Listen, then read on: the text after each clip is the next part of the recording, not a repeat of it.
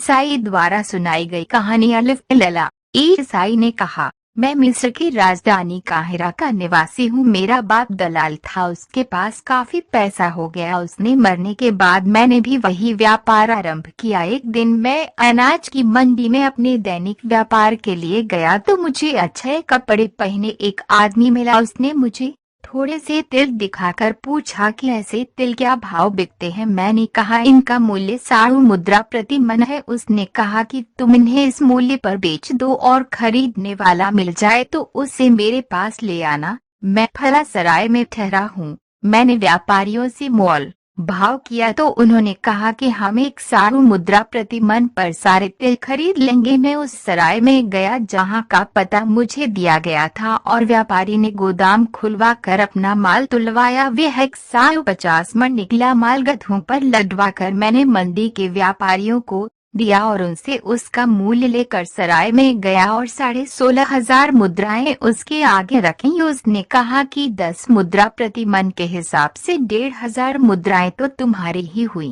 तुम इन्हें ले लो और बाकी 15,000 मुद्राएं भी अपने पास रखो। जरूरत पड़ने पर मैं तुमसे ले लूंगा। ये कहकर वे अपने नगर को चला गया। 1 महीने बाद मेरे पास आकर बोला कि मेरा रुपया तुम्हारे पास है। मैंने कहा, रुपया तैयार है, कहें तो अभी दे दूं, लेकिन आप घोड़े से तो उतरिए और कुछ खा पी कर ताजा दम हो जाइए। उसने कहा, मुझे एक जरूरी काम से फौरन जाना है, तुम रुपए निकलवा रखो, मैं थोड़ी देर में लौटकर तुमसे ले लूंगा। मैंने रुपए निकलवा लिए लेकिन वह लौटकर न आया। 1 महीने तक उसकी प्रतीक्षा करने के बाद मैंने उसकी रकम को सुरक्षा पूर्वक तह खाने में रखा। 3 महीने बाद वह मुझे फिर दिखाई दिया। मैंने उससे कहा कि आप अपनी रकम तो ले लीजिए। उसने हंसकर कहा, जल्दी क्या है, ले लूंगा, मैं जानता हूँ कि मेरा धन ईमानदार आदमी के पास है। ये कहकर वह फिर चला गया। 1 वर्ष बाद वह फिर दिखाई दिया तो मैंने कहा,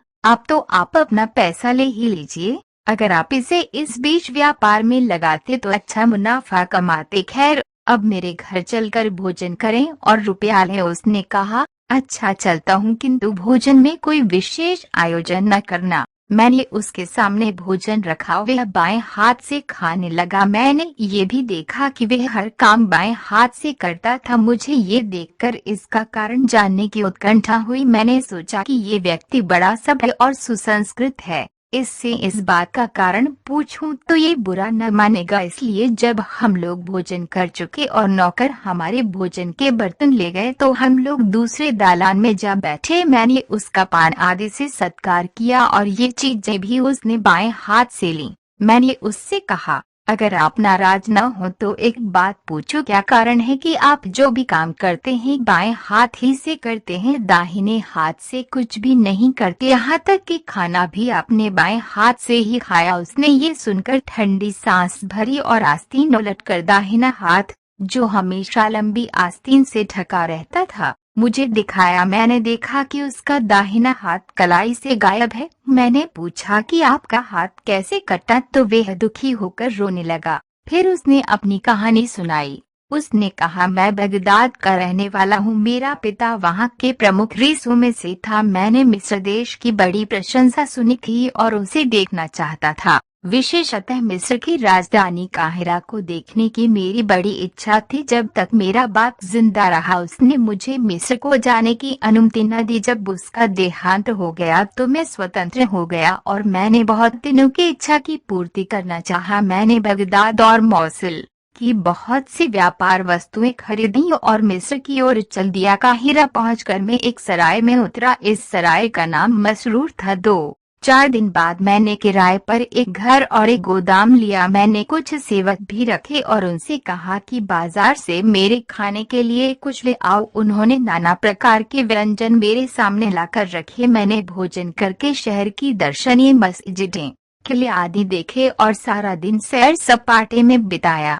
दूसरे दिन मैं अच्छे कपड़े पहनकर अपनी गठरियों से 2-4 थान निकालकर उन्हें बाजार ले गया ताकि उनके मूल्य का अनुमान करूं। मेरा आगमन पहले ही लोगों को गया था, इसलिए मेरे पास कई दलाल आ गए। उन्होंने मेरे थान बाजारों को दिखाए और उन्हें बेच डाला। मैं रोज थोड़ा थोड़ा माल बाजार लाता और वह बिक जाता, किंतु मेरा घर बाजार से बहुत दूर था और मुझे माल लाने की मजदूरी काफी पड़ जाती थी। इसलिए दलालों ने मुझे सलाह दी कि यदि तुम हम पर विश्वास करो तो हम तुम्हें अच्छी तरकीब बताएं। तुम अपना सारा बेचने वाला माल इन व्यापारियों की दुकानों में रखवा दो। हर सप्ताह सिर्फ एक दिन सोमवार या गुरुवार को बाजार आया करो और व्यापारियों से अपने बेचे हुए माल का दाम ले लिया करो। इसमें तुम्हारी रोज की मजदूरी भी बचेगी और समय भी। इस खाली समय में तुम नील नदी या अन्य सुंदर स्थानों की सैर करके जी बहलाया करना। मैंने ये स्वीकार कर लिया। मैं दलालों को अपने घर ले गया और एक बार ही उन्हें सारा बिकने वाला माल दे दिया। वे माल को लेकर मेरे साथ बाजार आए और सारा माल व्यापारियों की दुकानों पर रखवा दिया। उन्होंने मुझे मेरे माल की रसीद लिख दी और मैंने भी लिख कर दे दिया कि मैं महीने महीने आकर बिके माल का दाम वसूल किया करूंगा। ये सब करके मुझे बड़ा संतोष मिला और मैंने अपने कुछ समवयस्कों से मित्रता करके उनके साथ घूमना फिरना शुरू किया। अक्सर मैं उनके साथ बाजार भी जाता और वहां के मोल भाव को देखकर ज्ञान और मनोरंजन प्राप्त करता। एक दिन मैं बदरुद्दीन व्यापारी की दुकान पर बैठा हुआ था। एक अत्यंत संभ्रांत स्त्री जो कीमती पोशाक और तरह तरह के जेवर पहने थी और जिसके साथ कई साफ सुथरी सेविकाएं भी थीं, आकर मेरे पास बैठ गई। मुझे इच्छा होने लगी कि वह अपने चेहरे से नकाब हटाए, तो मैं नेत्र सुख उठाऊं। उसने मेरी इस इच्छा को समझ लिया और बहाने से 2 क्षण के लिए नकाब को झटके से उठा दिया। मैं उसके अनुपम रूप को देखकर ठगा सा रह गया। उसने बदरुद्दीन से साधारण कुशल क्षेम पूछने के बाद एक जरी का थान मांगा। उसने एक थान दिखाया जो उस सुंदरी को पसंद आया। उसने पूछा, ये थान कितने का है? मैं इसे ले जाऊंगी और कल इसका दाम भिजवा दोगी। बदरुद्दीन ने कहा, थान 6,600 मुद्राओं का है, किंतु ये इनका माल है और मैंने इनसे वादा किया है कि उनके बिके हुए सारे माल की कीमत आज ही इन्हें दूंगा। अगर मेरा माल होता तो मुझे चिंता नहीं थी, आप जब भी चाहती इसका दाम दे देती। उस स्त्री ने कहा, आप एक दिन के लिए भी नहीं ठहर सकते? बदरुद्दीन ने कहा कि मजबूरी है, मुझे आज ही इनके माल की कीमत देनी होगी। वह सुंदरी इस पर नाराज हो गई। उसने थान बदरुद्दीन के सामने फेंक दिया और बोली, तुम व्यापारी लोगों में सभ्यता और शील बिल्कुल नहीं होता, तुम अपने अलावा किसी का विश्वास नहीं करते। ये कहकर वह तमक कर उठ खड़ी हुई और दुकान से चल दी। वह कुछ ही दूर गई थी कि मैंने पुकार कर कहा कि आप आइए, मैं आपको कष्ट पहुंचाए बगैर सौदा कर लूंगा। वह स्त्री लौट आई क्योंकि उसे ये तो मालूम था कि माल का मालिक मैं हूँ। मैंने वह थान उसे देकर कहा कि आप इसे शौक से ले जाएं, ये आप ही का है डैश, चाहे दाम दे या न दे। वह ये सुनकर प्रसन्न हुई और बोली कि भगवान आपको धनी और सुखी रखे। मैंने उससे चुपके से कहा, लेकिन आपको थान ले जाने के पहले ये करना होगा कि मुझे आप अपने अनूप रूप का रसास्वादन करने दें। उसने अपने मुख पर पड़ी हुई जाली की नकाब हटा दी। मैं पहले से भी अधिक चकित दृष्टि से उसे टकट की बांट कर देखने लगा। उसने कुछ क्षणों के बाद नकाब फिर डाल लिया और थान उठाकर चली गई। मैं कुछ देर तक अवाक और भ्रमित सा बैठा रहा। फिर मैंने व्यापारी बदरुद्दीन से पूछा कि ये स्त्री कौन है? उसने कहा कि वह अमुक व्यापारी की पुत्री है। उसके पिता के पास असंख्य धन था,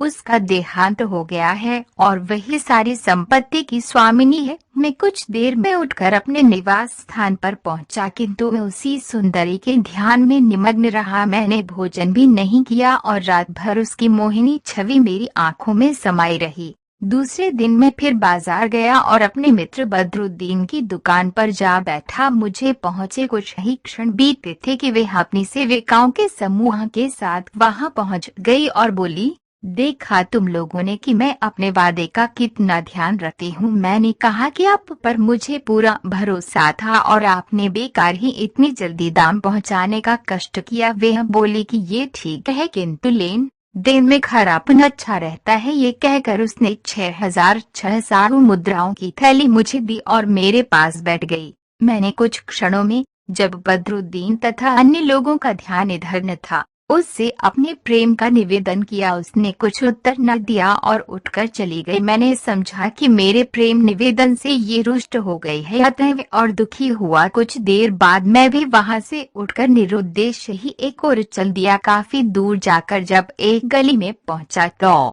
किसी ने मेरी पीठ पर हाथ रखा। मैंने पलट कर देखा तो वे उसी सुंदरी की एक सेविका थी। मुझे उसे देखकर खुशी हुई। उसने धीरे से कान में कहा कि मेरी मालकिन तुमसे बात करना चाहती है और तुम्हें बुला रही हैं। मैं तुरंत उस परिचारिका के साथ हो लिया। थोड़ी दूर जाकर देखा कि वे सुंदरी एक शराब की दुकान पर बैठी है। वह मेरी प्रतीक्षा धीरतापूर्वक कर रही थी और उसने मुझे तुरंत हाथ पकड़कर अपने समीप बिठा लिया और बोली, तुम ही मेरे प्रेम में व्याकुल नहीं हो? मेरी भी यही दशा है, किंतु बदरुद्दीन के सामने ये कहना उचित नहीं था। उसने कहा कि या तो तुम मेरे घर चलो या मैं तुम्हारे घर आऊं। मैंने कहा मेरा किराए का मकान तुम्हारे आगमन के योग्य नहीं है, मैं ही आ जाऊंगा। उसने कहा ठीक है, कल बुधवार है, तीसरे पहर तुम अमुक गली में आकर अमुक व्यापारी का मकान पूछना, मैं वहीं मिलूंगी। मैं घर आ गया। वे दिन और रात बेचैनी से बिताई। दूसरे दिन सवेरे ही मैंने बढ़िया कपड़े पहने, निश्चित समय पर एक थैली 50 अशर्फियों की अपनी कमर में बांधकर उस सुंदरी की बताई हुई गली में पहुंचा। मैंने एक आदमी से उसका मकान पूछा तो उसने बता दिया। मैंने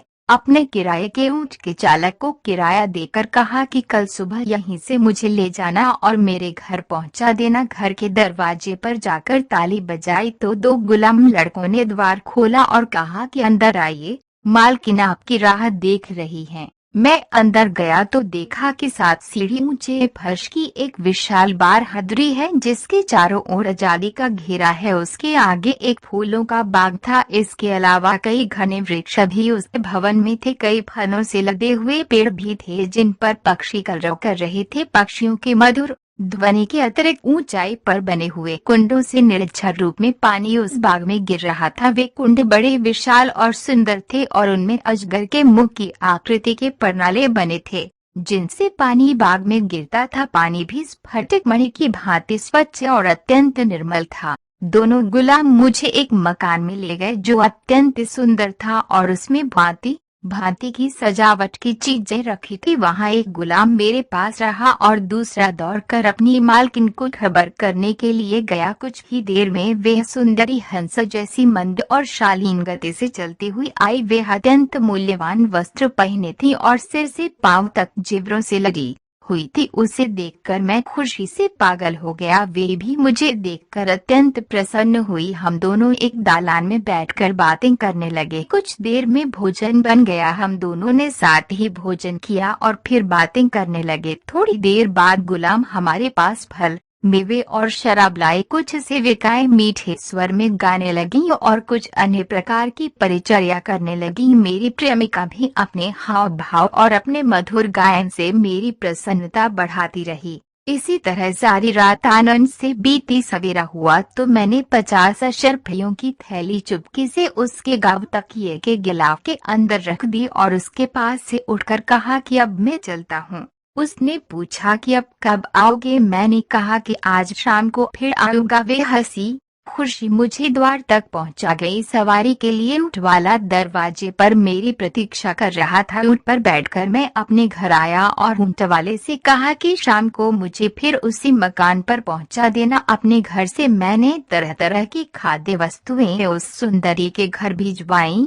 शाम को निश्चित समय पर ऊंट वाला आया। मैंने एक और 50 अशर्फियों की थैली कमर से बांध दी और अपनी प्रेमिका के साथ सारी रात बिताकर सुबह फिर चुपके से वह थैली उसके पास छोड़कर विदा हुआ। इसी तरह मैं काफी समय तक उसके यहाँ जाता रहा और रोजाना 50 अशर्फियों की एक थैली उसके पास छोड़ आता। कुछ ही समय में मेरा सारा धन समाप्त हो गया और मैंने उसके यहाँ जाना छोड़ दिया। धनाभाव में मेरी बुरी हालत हो गई और मेरी समझ में नहीं आ रहा था कि क्या करूं। एक दिन सवेरे के समय मैं शाही किले के पास घूमने गया। वहां काफी भीड़ भाड़ थी। अचानक मैंने देखा कि एक आदमी घोड़े पर सवार आ रहा है और उसकी जीन से एक लंबी डोर के सहारे एक मुद्राओं की थैली लटक रही है। संयोग से एक लकड़हारा उसके समीप से निकला। उसने लकड़ियों की खरोंच से बचने के लिए घोड़े का रुख एकाएक फेरा। इससे वह थैली मेरे बिल्कुल पास आ गई। मैंने लालच में आकर थैली को झटके से अपने कब्जे में कर लिया। सवार ने जब देखा कि थैली गायब है तो अपनी तलवार म्यान के अंदर रखे हुए ही उसे मेरे सिर पर मारा। मैं गिर पड़ा। आसपास के लोग उस सवार को बुरा भला कहने लगे कि तुमने इस बेचारे को क्यों मारा। उसने कहा, तुम लोगों को कुछ नहीं मालूम, ये चोर है और इसने मेरी थैली चुराई है। मेरे दुर्भाग्य से उसी समय सिपाहियों की गश्त आ पहुंची। गश्त के मुखिया यानी दारोगा ने पूछा कि भीड़ क्यों लगाए हो। सवार ने अपनी थैली के खोने की बात कही। दारोगा ने पूछा कि तुम्हें किसी पर शक है या नहीं, तो उसने मेरी ओर इशारा करके कहा कि थैली इस आदमी ने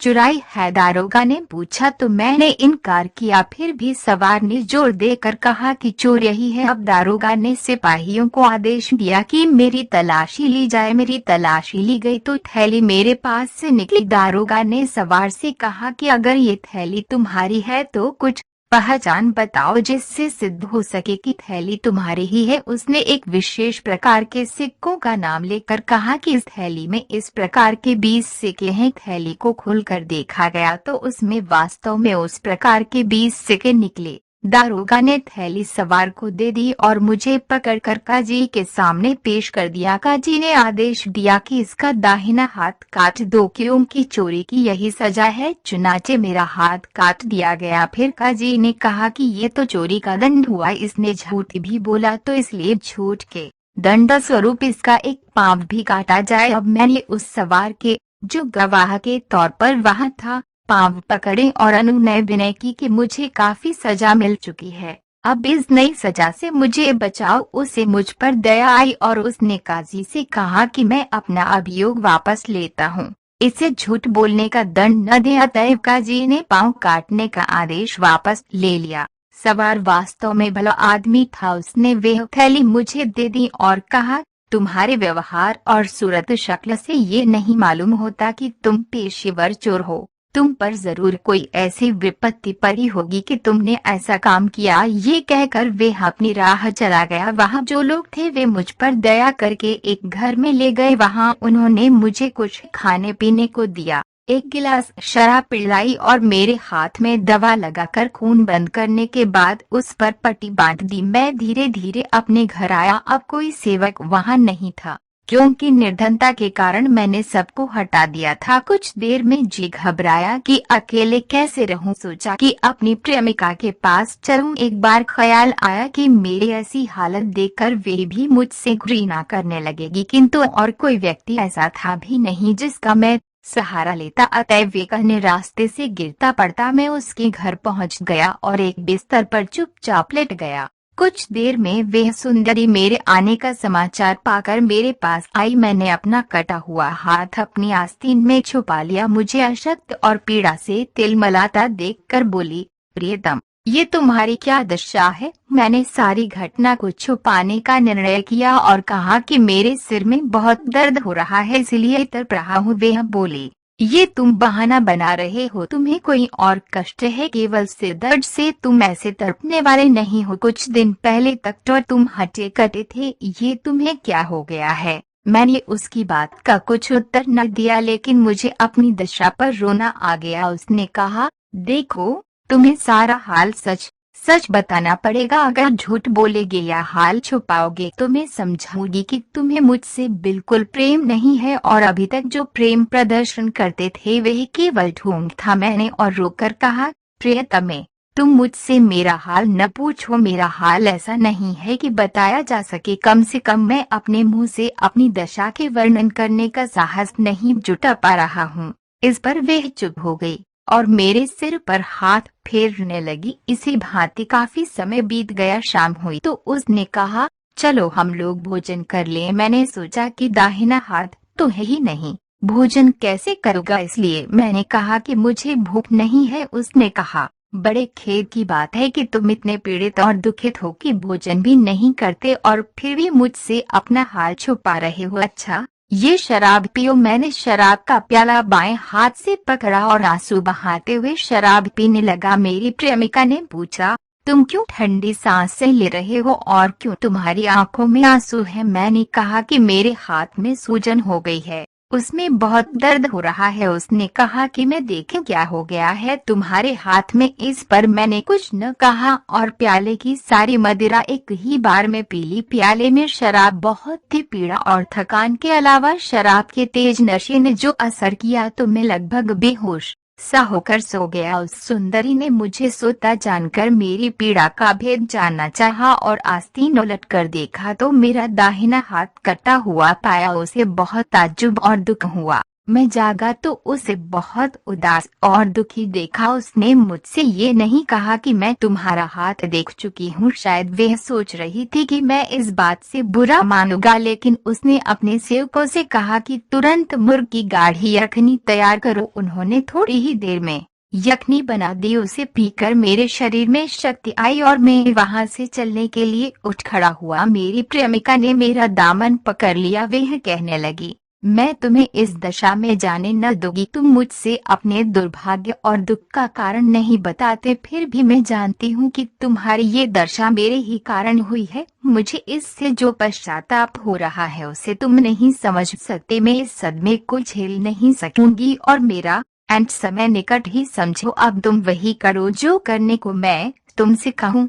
ये कहकर उसने अपने सेवकों से कहा कि मोहल्ले के पुलिस दारोगा और कुछ माननीय निवासियों को बुलाओ। उनके आने पर उस स्त्री ने मेरे नाम अपनी सारी संपत्ति लिख दी और कागज पर उनकी गवाही ले ली। इसके बाद उन्हें कुछ भेंट आदि देकर विदा किया। उसके जाने के बाद उसने एक संदूक खोला जिसमें मेरी दी हुई सारी अशर्फियों की थैलियां रखी थी। उसने कहा कि तुम ये थैलियां मेरे लिए छोड़ गए थे, लेकिन मैंने उन्हें हाथ भी नहीं लगाया है। ये कहकर उसने संदूक में ताला डाल दिया और उसकी चाबी मुझे दे दी। उसी दिन से वह स्त्री बीमार पड़ गई। उसका रोग तेजी से बढ़ता गया और वह 3 सप्ताह बाद मर गई। मैंने उसके सारे अंतिम संस्कार पूरे किए और फिर उस सारी संपत्ति को लेकर जो उसने मेरे नाम कर दी थी बगदाद आ गया। वे तिल जो तुमने बिकवाए थे उसी के धन से खरीदे गए थे। उस बगदाद के व्यापारी ने सारा हाल कहकर मुझसे कहा, अब तुम्हें मेरे बाएं हाथ से खाने का रहस्य मालूम हो गया। मैं तुम्हारा आभारी हूँ कि तुमने इतना समय लगाकर और कष्ट सहकर मेरी कहानी सुनी और मेरे जी को हल्का किया। तुम्हारे शालीन व्यवहार और भद्रता से मुझे बहुत ही आनंद मिला है। मेरे तिलों का जो दाम तुम्हारे पास है वह तुम ही रख लो, किंतु मैं तुमसे एक बात चाहता हूँ। मैं बहुत दिनों से बगदाद में हूँ और बहुत दिनों से देशाटन छोड़ चुका हूँ। मैं चाहता हूँ कि तुम मेरी सहायता करो ताकि मैं नगर जाकर व्यापार करूँ। साल में जो भी मुनाफा होगा उसमें से हम लोग आधा आधा बांट लिया करेंगे। मैंने कहा, आपकी कृपा की तो कोई सीमा ही नहीं मालूम होती। आपने तिलों का सारा मूल्य मुझे दे डाला और अब अपने विशाल व्यापार में मुझे साझीदार बना रहे हैं। मुझे इस बात से हार्दिक प्रसन्नता होगी कि व्यापार में आपकी सहायता करूं। इसके बाद एक शुभ मुहूर्त में हम लोगों ने अपनी यात्रा आरंभ की। हम लोग बगदाद से कूच करके कई देशों के प्रमुख नगरों में व्यापार के लिए गए, फिर ईरान पहुंचे, वहां से आपकी राजधानी कशगर आए। हम लोगों को इस तरह का व्यापार करते हुए कई वर्ष हो गए थे और हमारे पास काफी धन हो गया था। फिर उस आदमी ने कहा कि अब मेरी इच्छा है कि मैं ईरान में स्थायी रूप से रहने लगूं। चुनाचे हम लोगों ने अपनी सारी धन संपत्ति आधी आधी बांट ली और खुशी खुशी एक दूसरे से विदा ली। वे ईरान में जाकर रहने लगा और मैं कशगर में बस गया। ये कहकर ईसाई व्यापारी ने कहा, मेरी ये कहानी को बड़े की कहानी से विचित्र है या नहीं? बादशाह ने आंखें तरेर कर कहा, बिल्कुल बकवास है। तुम्हारी कहानी में कोई दम नहीं है। मैं तुम चारों को उसको बड़े के बदले मरवा दूंगा। अब मुसलमान व्यापारी आगे बढ़ा और बोला, सरकार, मुझे भी मौका दिया जाए। मुझे आशा है मेरी कहानी अधिक मनोरंजक होगी। बादशाह ने उसे कहानी सुनाने की अनुमति दे दी। अनाज के व्यापारी की कहानी। अलिफ लला। अनाज का व्यापारी बोला कि कल मैं एक धनी व्यक्ति की पुत्री के विवाह में गया था। नगर के बहुत से प्रतिष्ठित व्यक्ति उसमें शामिल थे। शादी की रस्में पूरी होने पर दावत हुई और नाना प्रकार के व्यंजन परोसे गए। एक थाल में एक मसालेदार स्वादिष्ट लहसुन का व्यंजन रखा था। जिन्हें उठा उठाकर हर आदमी रुचिपूर्वक खा रहा था, किंतु एक आदमी उसे नहीं खाता था। पूछने पर उसने बताया कि मैंने एक बार लहसुन के कारण ऐसा घोर कष्ट उठाया कि अभी तक नहीं भूला। सब लोगों की उत्कंठा और बढ़ी और सब उस व्यंजन को खाने के लिए उस पर जोर डालने लगे। गृह स्वामी ने कहा कि यदि आप इसे नहीं खाएंगे तो मैं समझूंगा कि मेरे अन्न का आपने निरादर किया है। उस पर बहुत जोर डाला गया तो उसने कहा, मैं इसे चख तो लेता हूँ, किंतु इसके बाद मैं 40 बार फला घास की राख से और 100 बार साबुन से हाथ धोऊंगा। मैंने ये सौगंध खाई है कि इसी प्रकार से लहसुन खा सकता हूँ। मैं अपनी प्रतिज्ञा को भंग नहीं कर सकता। गृह स्वामी ने ढेर सारी विशेष राख, साबुन और गर्म पानी का प्रबंध कर दिया। उस आदमी ने एक बार फिर इनकार किया, किंतु सबके जोड़ देने पर एक बार डरते डरते एक दाना मुंह में रख लिया। हम लोगों को उसकी हिचक से भी आश्चर्य हुआ और इस बात से भी कि उसने केवल 4 उंगलियों से खाया, अंगूठे का प्रयोग नहीं किया। अब हम लोगों को याद आया कि वह पहले भी जब भोजन कर रहा था तो अंगूठे का प्रयोग नहीं कर रहा था। गृह स्वामी ने कहा, आप अजीब तरह से खा रहे हैं, खाने में अंगूठे का प्रयोग क्यों नहीं करते? इससे आपको आसानी होगी। उस आदमी ने हाथ फैलाकर दिखाया तो उसमें अंगूठा था ही नहीं। गृह स्वामी तथा अन्य अतिथियों ने पूछा कि आपके अंगूठे का क्या हुआ, तो वह बोला कि मुझ पर एक बार ऐसी मुसीबत पड़ी जिसे कहना मुश्किल है। उसी विपत्ति के कारण मेरे दोनों हाथों और दोनों पैरों के अंगूठे काट लिए गए। लोगों ने उससे वह वृत्तांत सुनाने को कहा। उसने 140 बार हाथ धोए और फिर अपनी कहानी शुरू की।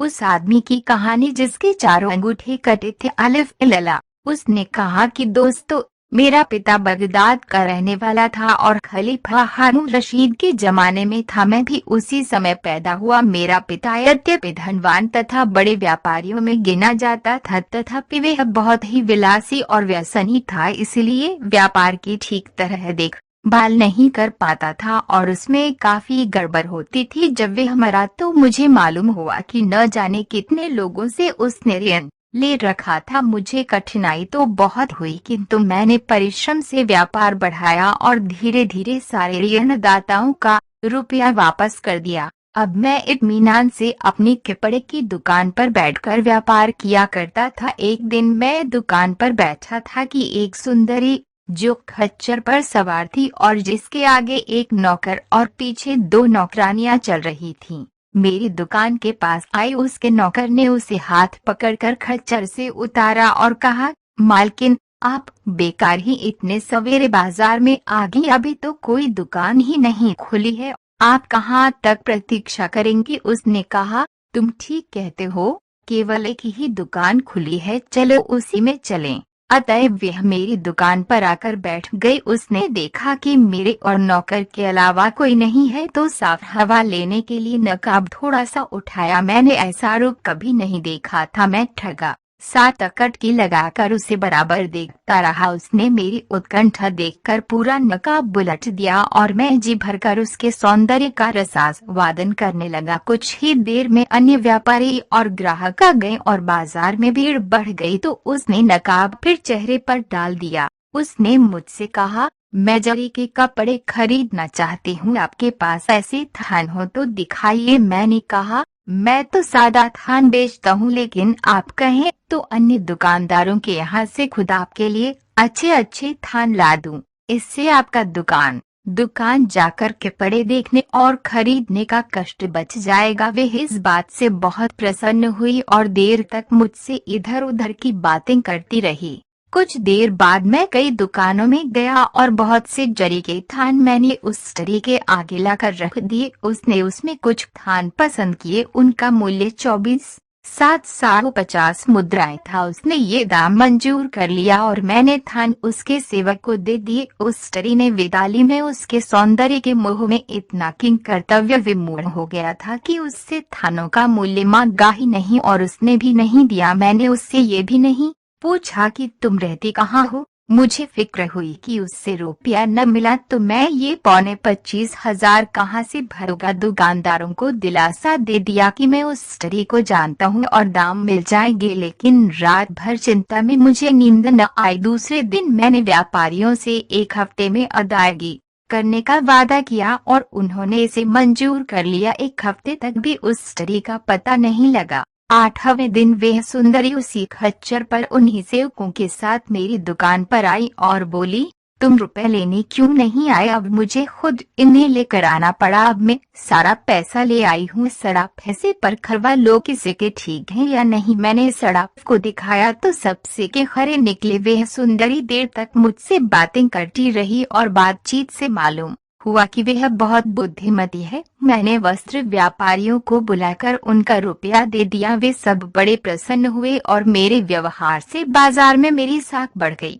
उस सुंदरी ने कई और थान मांगे और मैंने व्यापारियों से लाकर उसे दे दिए, लेकिन फिर भी न उसका नाम पूछा न निवास स्थान। उसके जाने के बाद फिर सोचने लगा कि एक बार तो वह रुपए दे गई, अब अगर न दिए तो मैं बर्बाद हो जाऊंगा। फिर सोचता कि यह असंभव है कि वह धोखा करे। वह तो मेरे शील की परीक्षा ले रही है, उसे मेरे हानि लाभ और प्रतिष्ठा का ख्याल जरूर होगा। वह तो जानती ही है कि मेरी साख पर ही व्यापारियों ने कपड़े के थान दिए हैं। कभी मुझे अपनी संभावित हानि का ध्यान आता और कभी उसके सौंदर्य का ध्यान करके सारा दुख भूल जाता। इस बार उसने बहुत दिनों तक रुपए न पहुंचाए और बजाज लोग बेसब्र होकर मुझसे रुपयों का तकाजा करने लगे। मैं अपनी आमदनी में से थोड़ा थोड़ा उन्हें भिजवाकर उनकी तसल्ली कर देता था। 1 महीने बाद वे फिर अपने सेवकों के साथ आए और उसने पिछली बार के खरीदे कपड़ों का मूल्य दे दिया। फिर उसने मुझसे पूछा कि तुम्हारा विवाह हो चुका है या नहीं। मैंने कहा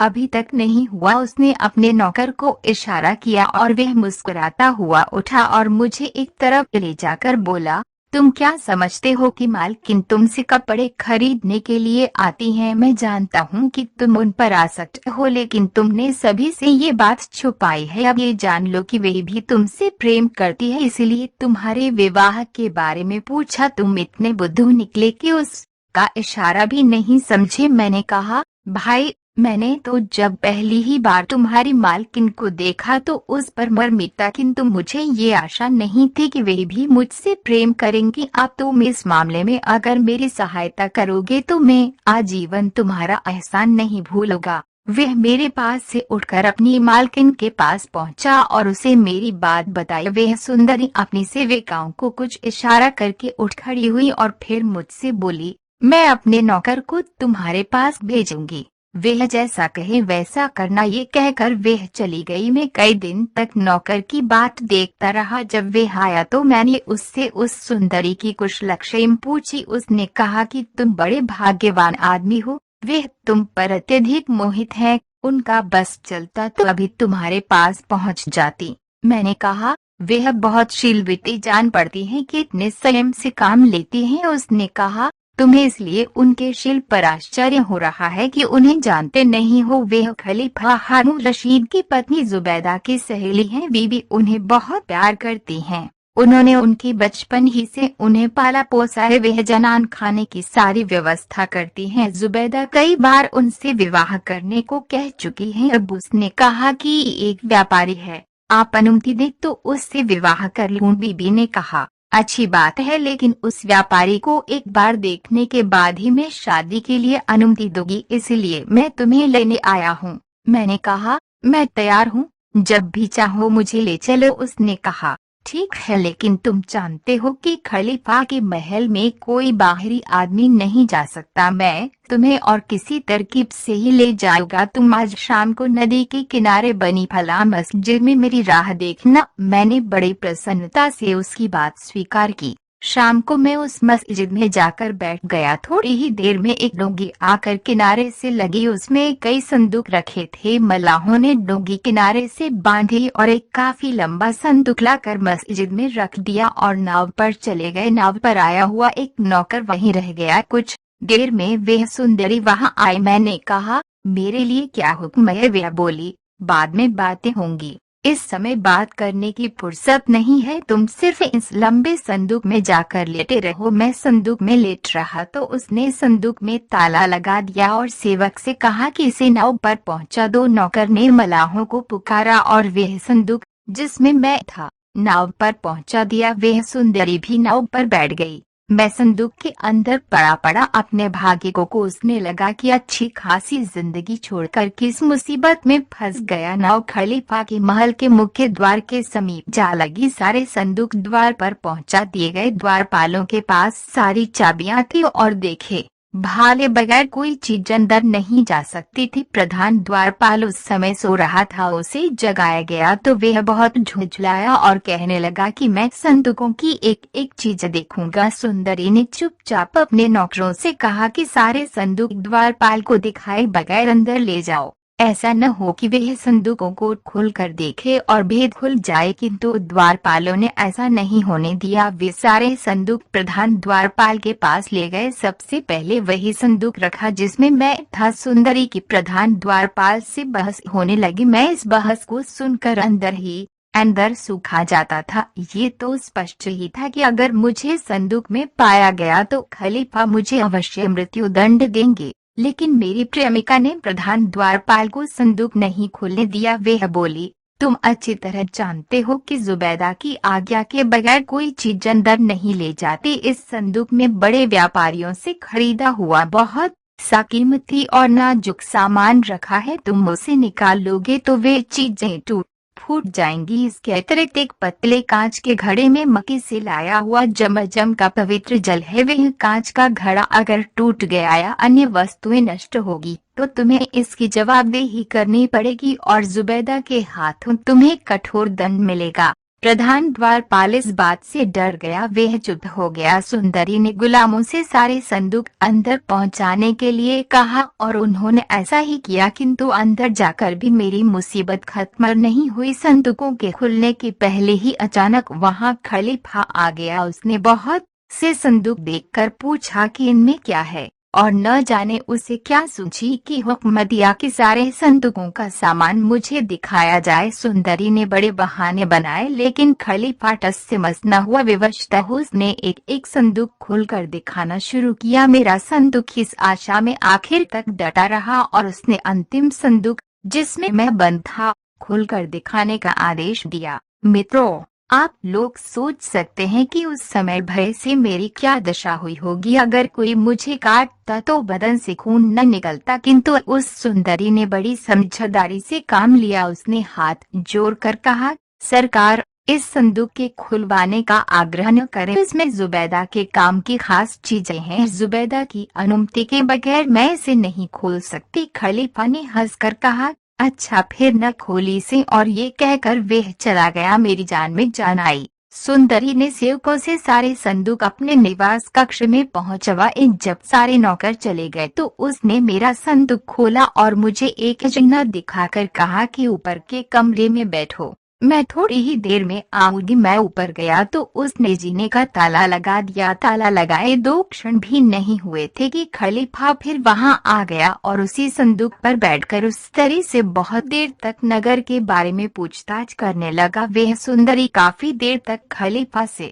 वार्तालाप करती रही। जब खलीफा अपने शयन कक्ष में चला गया तो वह ऊपर आई और बोली, तुम पर मेरे कारण बड़े कष्ट पड़े, किंतु अब तुम आराम से रहो। सुबह तुम्हें जुबैदा के पास ले चलूंगी। फिर हम दोनों ने भोजन किया और वह चली गई। मैं बड़े आनंद से उस भव्य प्रासाद में सोया। मुझे बड़ी प्रसन्नता थी कि यद्यपि यहाँ तक पहुँचने में बड़ी कठिनाइयाँ और खतरे उठाए किंतु अब तो किसी बात का खटका ही नहीं है। मुझे ये भी खुशी थी कि इतनी सुंदर और बुद्धिमती स्त्री स्वयं मेरे प्रेम में ग्रस्त है। सुबह वह मेरे पास आई और मुझसे बोली कि चलो मैं तुम्हें जुबैदा के पास ले चलती हूँ। इसके साथ उसने मुझे खलीफा की पत्नी से बातचीत और व्यवहार करने के तौर तरीके भी बताए। उसने वे सभी संभव प्रश्न जो जुबैदा मुझसे पूछ सकती थी बताए और ये भी बताया कि उनका क्या उत्तर ढूंढो। उसने मुझे एक स्थान पर ले जाकर खड़ा कर दिया और कहा कि जुबैदा अपने शयनागार से निकलकर यहीं बैठती है। ये कहकर वह चली गई। वह कमरा इतना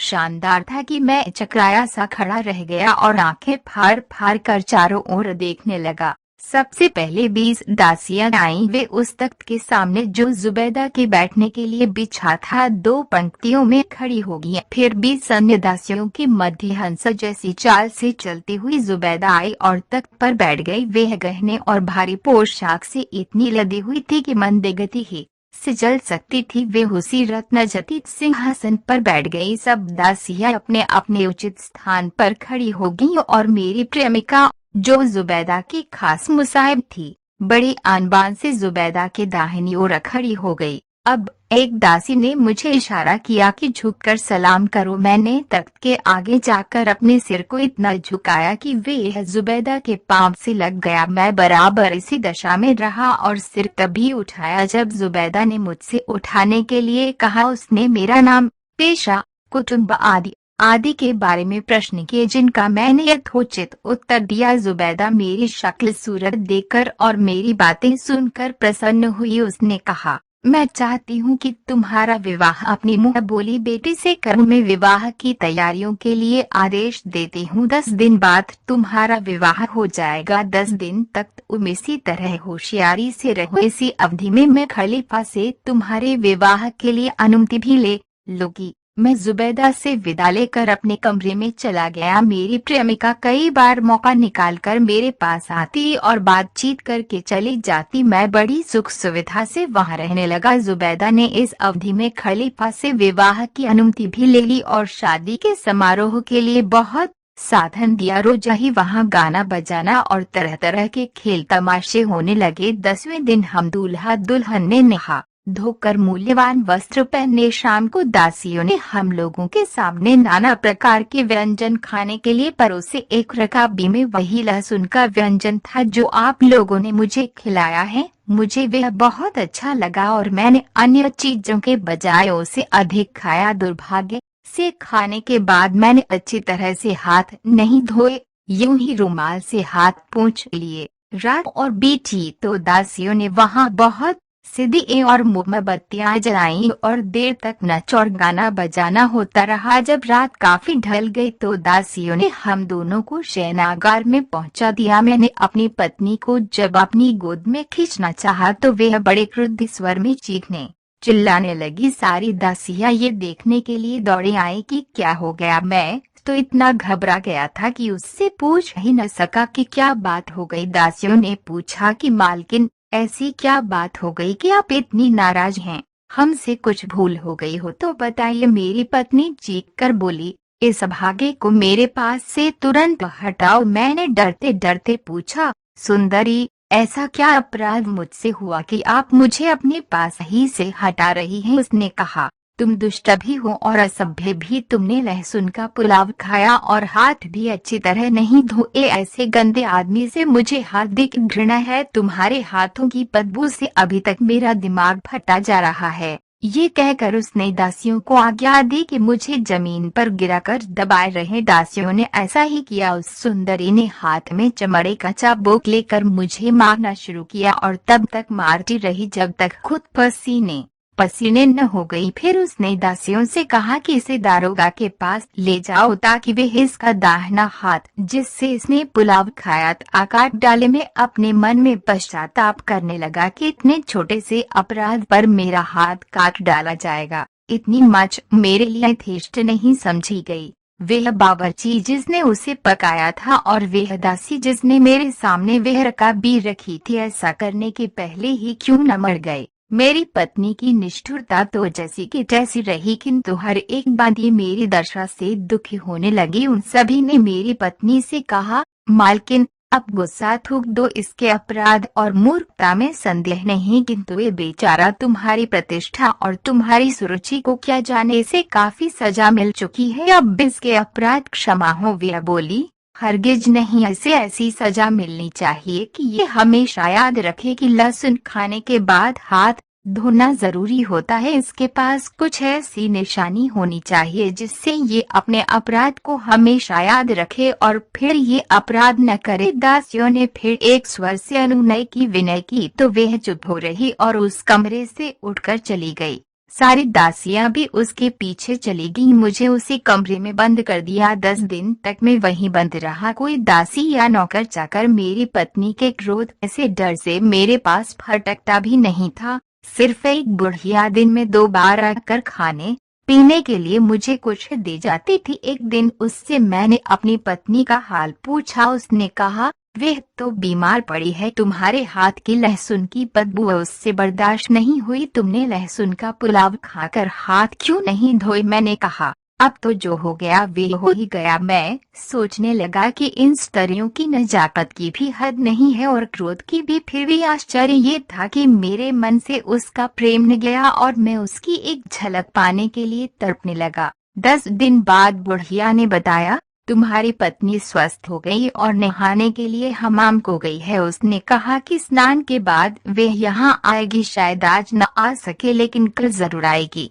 दूसरे दिन वह मेरे पास आई किंतु उसका क्रोध शांत न हुआ था। वह बोली कि मैं तुझे प्यार करने को नहीं दंड देने को आई हूँ। ये कहकर उसने फिर दासियों को आज्ञा दी कि मुझे जमीन पर गिरा दें। उन्होंने मुझे जमीन पर गिराकर मुझे अच्छी तरह दबा रखा और मेरी निर्दयी पत्नी ने छुरी लेकर मेरे दोनों हाथों और दोनों पांवों के अंगूठे काट डाले। एक दासी ने तुरंत ही किसी विशेष वृक्ष की पिसी हुई जड़ मेरे घावों पर लगा दी जिससे खून बहना बंद होगा, किंतु पीड़ा के कारण मैं अचेत हो गया। जब मुझे होश आया तो उन्होंने मुझे थोड़ी मदिरा पिलाई जिससे मेरे शरीर में शक्ति आ गई। मुझे फिर भी अपनी पत्नी की खुशामद करनी ही थी क्योंकि उसकी कृपा के बगैर मेरी जान न बचती। मैंने उससे कहा कि अब मैं कभी ऐसा दुर्गंधयुक्त भोजन नहीं करूँगा और करूँगा भी तो 140 बार हाथ धोऊंगा। उसने कहा फिर मैं भी उस कष्ट को जो तुम्हारे कारण मुझे हुआ है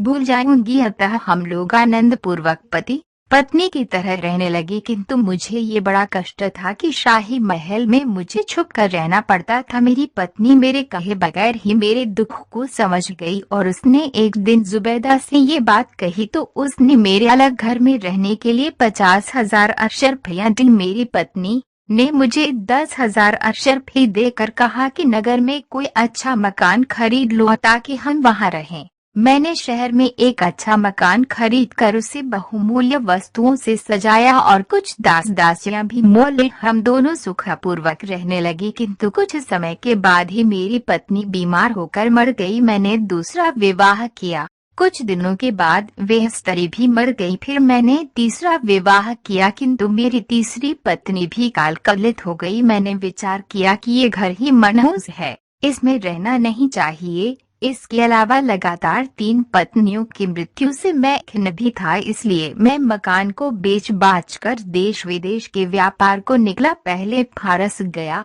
वहां से समरकंद पहुंचा और वहां से यहाँ आया हूँ। अनाज के व्यापारी ने ये कहकर बादशाह से पूछा कि कहानी कैसी है। उसने कहा ईसाई की कहानी से तो अच्छी है, किंतु कुबड़े की कहानी को नहीं पहुँचती। अब यहूदी हकीम ने कहानी शुरू की।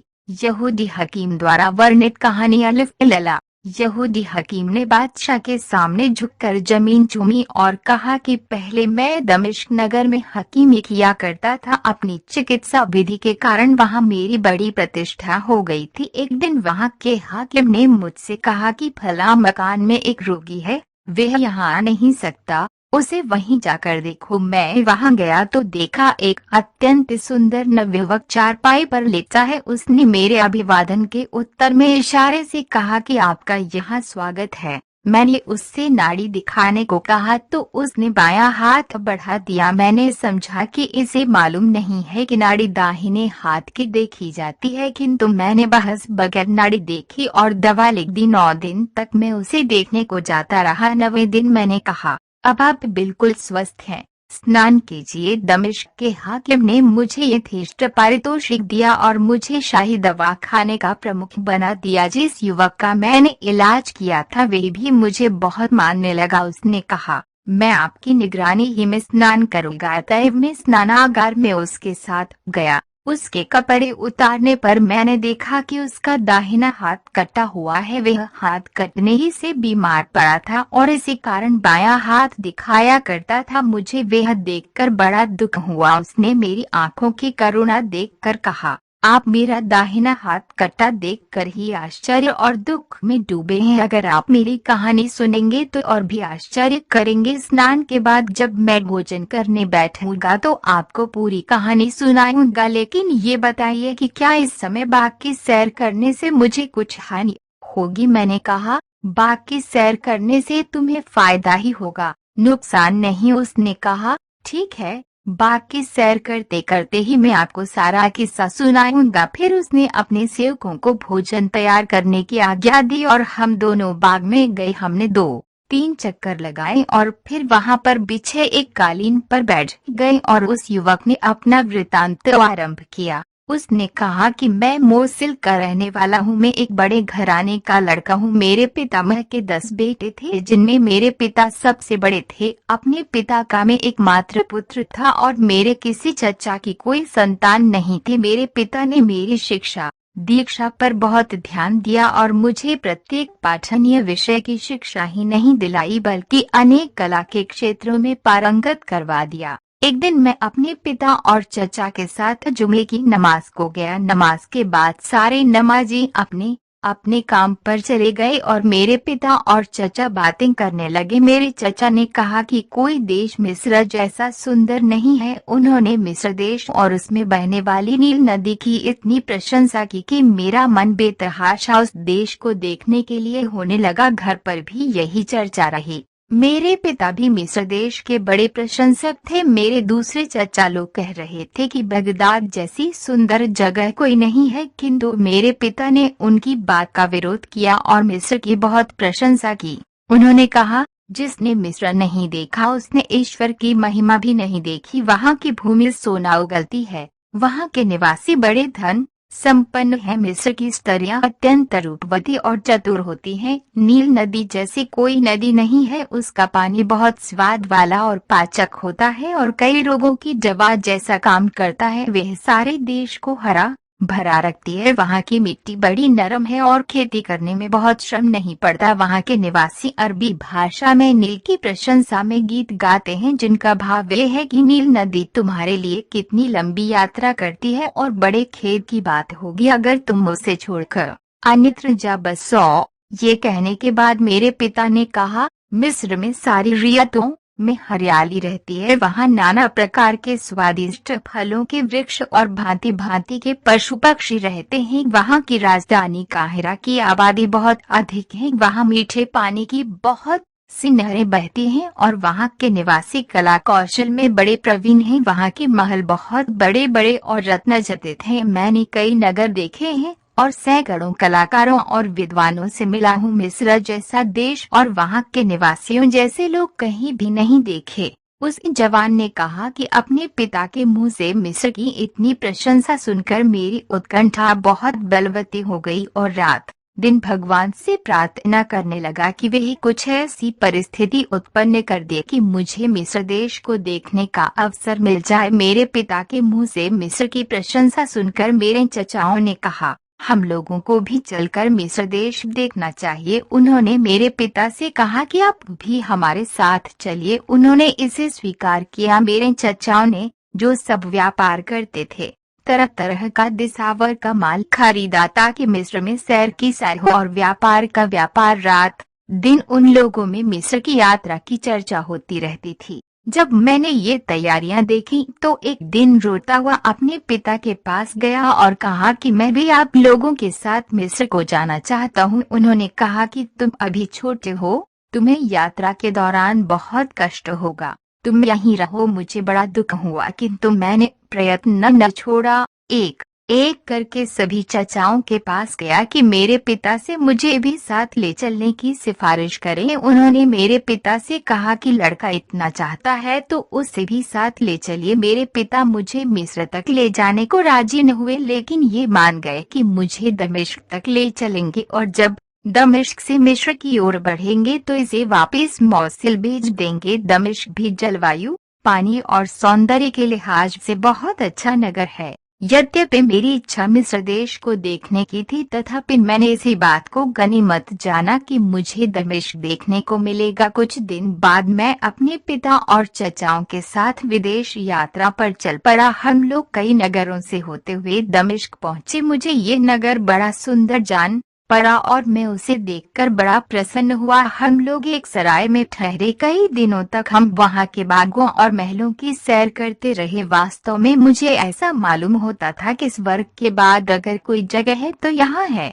मेरे पिता और चचाओं ने वहां काफी अच्छा व्यापार किया। मेरे हिस्से का भी जो माल बिका उस पर 5% का लाभ हुआ। ये लाभ की राशि मुझे दे दी गई। मेरे पास काफी पैसा हो गया। ये तय हुआ कि जब सब लोग मिस्र से वापस होंगे तो मुझे साथ लेते हुए मोसुल को जाएंगे। मैंने अपने रुपयों को बड़ी होशियारी और किफायत से खर्च किया। एक छोटी हवेली अपने रहने के लिए किराए पर ली। बड़ी खूबसूरत संगमरमर की बनी हवेली थी जिसकी दीवारों पर मनोहर चित्रकारी थी और जिसके अंदर एक सुंदर पुष्प वाटिका थी। मैंने उसे 2 अशरफी के किराए पर लिया। मैंने किफायत से किंतु सुरुचिपूर्वक अपने निवास स्थान को सजाया। उसका मालिक पहले अब्दुर्रहीम नाम का एक व्यक्ति था जिससे उसे उसके तत्कालीन मालिक ने मोल लिया था। ये व्यक्ति एक प्रसिद्ध जौहरी था। मैंने अपनी प्रतिष्ठा के अनुरूप कुछ दासियां भी खरीदी और माननीय नगर निवासियों से जान पहचान बढ़ाई। कभी वे लोग मुझे अपने घरों पर खाने के लिए बुलाते, कभी मैं उन लोगों की दावत अपने घर पर किया करता था। मतलब ये कि अपने पिता और चचाओं की अनुपस्थिति में मैंने बड़ी सुख सुविधा के साथ दमिश्क नगर में जीवन यापन किया। एक दिन भोजन करने के बाद मैं अपनी हवेली में बाहर के हिस्से में बैठा था। इतने में एक स्त्री आई जो अति मूल्यवान वस्त्रों और आभूषणों से सुसज्जित थी। उसने पूछा, क्या तुम कपड़े के व्यापारी हो? किंतु मेरे मुंह से कोई उत्तर निकले इससे पहले ही वह मकान के अंदर चली गई। मैं भी उठकर दरवाजा अंदर से बंद करके उसके पास एक दालान में जा बैठा। मैंने कहा कि मैं कपड़े का व्यापार अवश्य करता हूँ किंतु खेद है इस समय मेरे पास स्थान नहीं है। उसने अपने सुंदर मुख से नकाब लगभग उलट दी और कहा, मैं ही कहाँ कपड़े लेने आई हूँ, मैं तो तुमसे मिलने आई हूँ। मैं चाहती हूँ कि सुबह तक यहीं रहूँ किंतु मुझे भूख लगी है, मुझे कुछ खिलाओ। मैंने अपने सेवकों को भोजन आदि लाने को कहा। वे भोजन के साथ फल आदि भी लाए जिन्हें मैं भी इस रमणी का साथ देने के लिए मैं खाने लगा। आधी रात तक हम लोग इसी प्रकार बातचीत करते रहे। फिर हम एक साथ सोने के लिए चले गए। सुबह मैंने 10 अशरफियां निकाल कर उसे दी किंतु उसने उन्हें लेने से इनकार ही नहीं किया बल्कि 10 अशरफियां मुझे दिए। मैंने जब कहा कि मैं तुम्हारा धन नहीं लूंगा बल्कि तुम्हें अशरफियां जरूर दूंगा, वह बोली, मैं तो रोज तुम्हारे पास आने को सोचती थी किंतु अगर तुम मेरी बात न मानोगे और अपनी बात पर अड़े रहोगे तो मैं न आऊंगी। इस बार मजबूर होकर मुझे उससे अशरफियां लेनी पड़ी और वे चली गई। शाम को वह फिर आई और हम लोगों ने रात भर राग रंग किया और दूसरी सुबह वह फिर मुझे 10 अशरफियां देकर कहने लगी कि आज शाम को फिर आऊंगी। तीसरी रात को जब हम दोनों मदिरा के नशे में आलिंगनबद्ध थे तो उसने मुझसे पूछा, प्यारे, तुम मुझे सुंदर समझते हो या नहीं? मैंने कहा, तुम कैसी बातें कर रही हो? क्या तुम अपने लिए मेरे प्रेम को नहीं जानती? मैं तुम्हें संसार की सर्वश्रेष्ठ सुंदरी मानता हूँ। वे हंसकर कहने लगी, ये बेकार की बात है। मेरी एक सहेली मुझसे कहीं अधिक सुंदर है, उसे एक बार देखोगे तो मेरी ओर मुंह भी नहीं करोगे। वे मुझसे आयु में भी कम है और बड़ी कोमल है, उसे भी तुम्हें देखने की बड़ी लालसा है। मैं उसे यहाँ लाऊंगी। मैंने कहा, मैं तो तुम्हें ही चाहता हूँ, तुम चाहो तो उसे ले आओ लेकिन मैं प्रेमी तो तुम्हारा ही रहूंगा। उस स्त्री ने कहा, तुमने जो कहा है उस पर दृढ़ रहना, मैं उसे सामने लाकर तुम्हारी परीक्षा लूंगी। ये कहकर वह स्त्री विदा हुई। उस दिन उसने मुझे 50 अशरफियां दी जो मुझे लेनी पड़ी। जाते समय वह कहने लगी, 2 दिन बाद मैं आऊंगी और एक नया मेहमान भी लाऊंगी और उसकी अभ्यर्थना के लिए भोजन आदि की अच्छी व्यवस्था रखना। जिस दिन की बात तय हुई थी उस दिन मैंने घर की सफाई करवाई, फर्श वगैरह झड़वाया और नाना प्रकार के फल तथा खाद्य सामग्री घर में तैयार रखी। शाम को दोनों स्त्रियां आई। उन्होंने अपने चेहरों से नकाब उतार लिए। वास्तव में पहली स्त्री से नई स्त्री हर बात में सवाई थी। अगर पहली पर एक बार नजर जाती थी तो दूसरी पर बार बार जाती थी। उसका सौंदर्य इतना मनमोहक था कि नजर उस पर से हटती ही नहीं थी। जब उसकी प्रेम दृष्टि मुझ पर पड़ती मैं अधीर हो जाता था। मैंने दोनों स्त्रियों के प्रति आभार प्रकट किया कि वे मेरे यहाँ आई। नई स्त्री ने कहा कि आभारी तो मुझे होना चाहिए कि आपने मुझे अपने घर तक आने की अनुमति दी। मैंने दोनों स्त्रियों को भोजन पर बिठाया। मैं अपनी नई मेहमान के सामने जा बैठा और बराबर उसे देखता रहा। वह स्त्री चाहते हुए भी मेरी न आंखें भरकर देख सकी न हंस बोल सकी। लगता था जैसे वह पहली स्त्री से भयभीत है, फिर भी कभी कभी तिरछी नजर से मुझे देख लिया करती थी। जब उसने देखा कि मेरी निगाहों में प्यार उमड़ रहा है तो उसने भी प्रेम की दृष्टि से देखना शुरू कर दिया। ये सब पहली स्त्री की आंखों में छुपा न रहा। वे हंसकर कहने लगी, तुम इसे बार बार क्यों देख रहे हो? तुमने तो मुझसे प्रतिज्ञा की थी कि मेरे अलावा किसी पर भी आंख नहीं डालोगे। इतनी जल्दी अपना वादा भूल गए? मैंने उसी की भांति हंसकर कहा, तुम बेकार ही मुझ पर शक करती हो। आखिर तुम ही तो इन्हें कृपापूर्वक यहाँ लाई हो। मैं ये कैसे कर सकता है कि इन पर वैसी नजर डालूं? यदि मैं ऐसा करूं तो तुम दोनों के लिए घृणा का पात्र हो जाऊंगा। हम लोग देर तक मद्यपान करते रहे और हमें नशा चढ़ गया। नशे में मैं और नई स्त्री एक दूसरे की ओर अत्यंत प्रेम तथा वासना से भरी निगाहों से देखने लगे। ये खुला प्रेम व्यापार देखकर पहली स्त्री ईर्ष्या और द्वेष से जलने बुनने लगी। कुछ देर में वह ये कहकर उठ खड़ी हुई कि मैं अभी आती हूँ। 2-4 क्षणों में मेरे पास बैठी हुई स्त्री के चेहरे का रंग बदल गया और वह मरणासन सी दिखाई देने लगी। मैंने उठकर उसे संभाला कि वह गिर न जाए, किंतु उसने देखते ही देखते मेरी बाहों में दम तोड़ दिया। मैंने घबराकर अपने सेवकों को पुकारा कि इसे संभालो और इसके साथ आई हुई स्त्री को बुलाओ। उन्होंने कहा कि वह तो घर से निकलकर फलाखली में चली गई थी। अब मैंने जाना कि ये सब उसी दुष्टा की करतूत है। वे इस बेचारी के अंतिम मदिरा पात्र में विष घोल कर चली गई। इस अचानक आई मुसीबत से मैं बदहवास हो गया। मैं डर के मारे कांपने सा लगा कि अब भगवान ही जाने मुझ पर क्या विपत्ति आए। मैंने सोचा जो होना होगा वह तो होगा ही, पहले लाश को तो ठिकाने लगाया जाए। मैंने सेवकों से कहा कि कमरे का संगमरमर का फर्श होशियारी से धीरे धीरे उखाड़े। उन्होंने ऐसा किया तो मैंने गड्ढा खुदवा कर लाश को उसी गड्ढे में दबा दिया। फिर मैंने अपने साथ सारा धन लिया और सेवकों को विदा करके हवेली में ताला लगाया और ताले को मुहरबंद कर दिया। फिर मकान मालिक जौहरी के पास जाकर उसे 1 वर्ष का पेशगी किराया दिया और उससे कहा कि मैं आवश्यकतावश काहिरा जा रहा हूँ। फिर मैं कोहिरा चला गया और अपने चचाओं से मिला। उन्होंने पूछा कि तुम कैसे आए, तो मैंने कहा कि आप लोगों का कुछ हाल नहीं मिला था इसलिए चला आया। मैं बहुत दिनों तक काहिरा में रहा किंतु मैं अच्छी तरह काहिरा न देख पाया था कि उन्होंने वापस मौत से जाने की तैयारी शुरू कर दी। मैं उनकी निगाहों से छुपा रहा। उन्होंने बहुत ढूंढा पर मुझे पा न सके। मजबूरी में मेरे बगैर ही वापस चले गए। इसके बाद मैं 3 वर्ष तक काहिरा में रहा। मैं साल साल पर दमिश्क के जौहरी के पास किराया भिजवा दिया करता था। फिर मैं दमिश्क वापस आया। यहाँ पर मुझ पर वह मुसीबत पड़ी कि कहा नहीं जाता। यहाँ आकर जौहरी से चाबी मांग कर घर खुलवाया और देखा कि सारी वस्तुएं यथावत हैं। मैंने कुछ नए सेवक रखे और उनसे मकान साफ करवाया। सफाई के दौरान एक सेवक को एक सोने का हार मिला जिसमें 10 बड़े बड़े मोती जड़े हुए थे। वह उसे मेरे पास ले आया। मैंने पहचाना कि ये वही हार है जो उस नई स्त्री के गले में पड़ा था जिसकी लाश मैंने गरवाई थी। मैंने उसकी स्मृति के तौर पर वे हार के परे में लपेटकर अपनी गर्दन में डाल दिया। फिर मैं वहां रहने लगा किंतु कुछ करने में मेरा मन नहीं लगता था। फलतः मेरे पास का सारा धन धीरे धीरे खर्च हो गया और मैं घर का सामान बेचकर गुजारा करने लगा। जब सब कुछ बिक गया तो मैंने सोचा कि इस मुक्ताजतित हार को बेचने के सिवा कोई उपाय नहीं है, किंतु मोती उसमें ऐसे लगे थे जिनके मूल्य का मुझे कोई अंदाजा ही नहीं था। फिर भी मैं उसे बेचने पर मजबूर था और उसे बेचकर मैंने बहुत बड़ी मुसीबत मोल ले ली।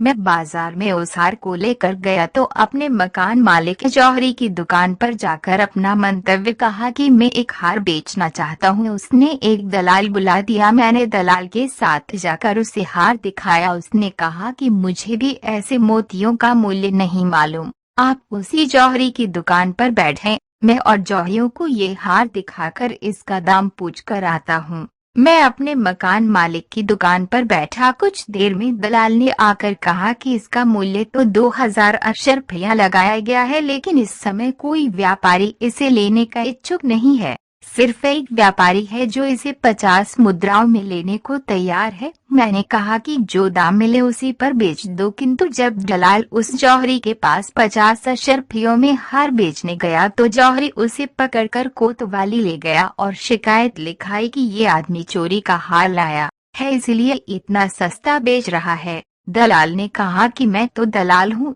इसे बेचने वाला तो फला दुकान पर बैठा है, वही इसे 50 अशर्फी में बेचने को राजी है। कोतवाल ने मुझे पकड़वा बुलाया। उसने पूछा कि तुम ही ये हार बेच रहे हो? मेरे यहाँ कहने पर उसने कहा कि ये चोरी का माल है, इसलिए सस्ता बेच रहे हो। मेरे इनकार करने पर उसने मुझे इतना पिटवाया कि मुझे लगा मेरी जान ही निकल जाएगी, इसलिए मैंने घबरा कर कह दिया कि ये चोरी का है। इस पर कोतवाल ने मेरा दाहिना हाथ कटवा दिया। उसने हाथ भी माला खाने में जमा करा दिया। मैं पीड़ा से व्याकुल गिरता पड़ता अपने घर आया। नौकर चाकर पुलिस के डर से भाग गए थे। मैं किसी तरह खुद ही अपना काम चलाता था। चौथे दिन बहुत से पुलिस वाले मेरे घर में घुस आए और मुझे पकड़ ले गए। उनके साथ मकान मालिक भी था और वह जौहरी भी जिसने मुझ पर चोरी का आरोप लगाया था। उन्होंने मुझे बहुत गालियां दी और कहा कि ये हार शहर के हाकिम का है, ये 3 वर्ष हुए खो गया था,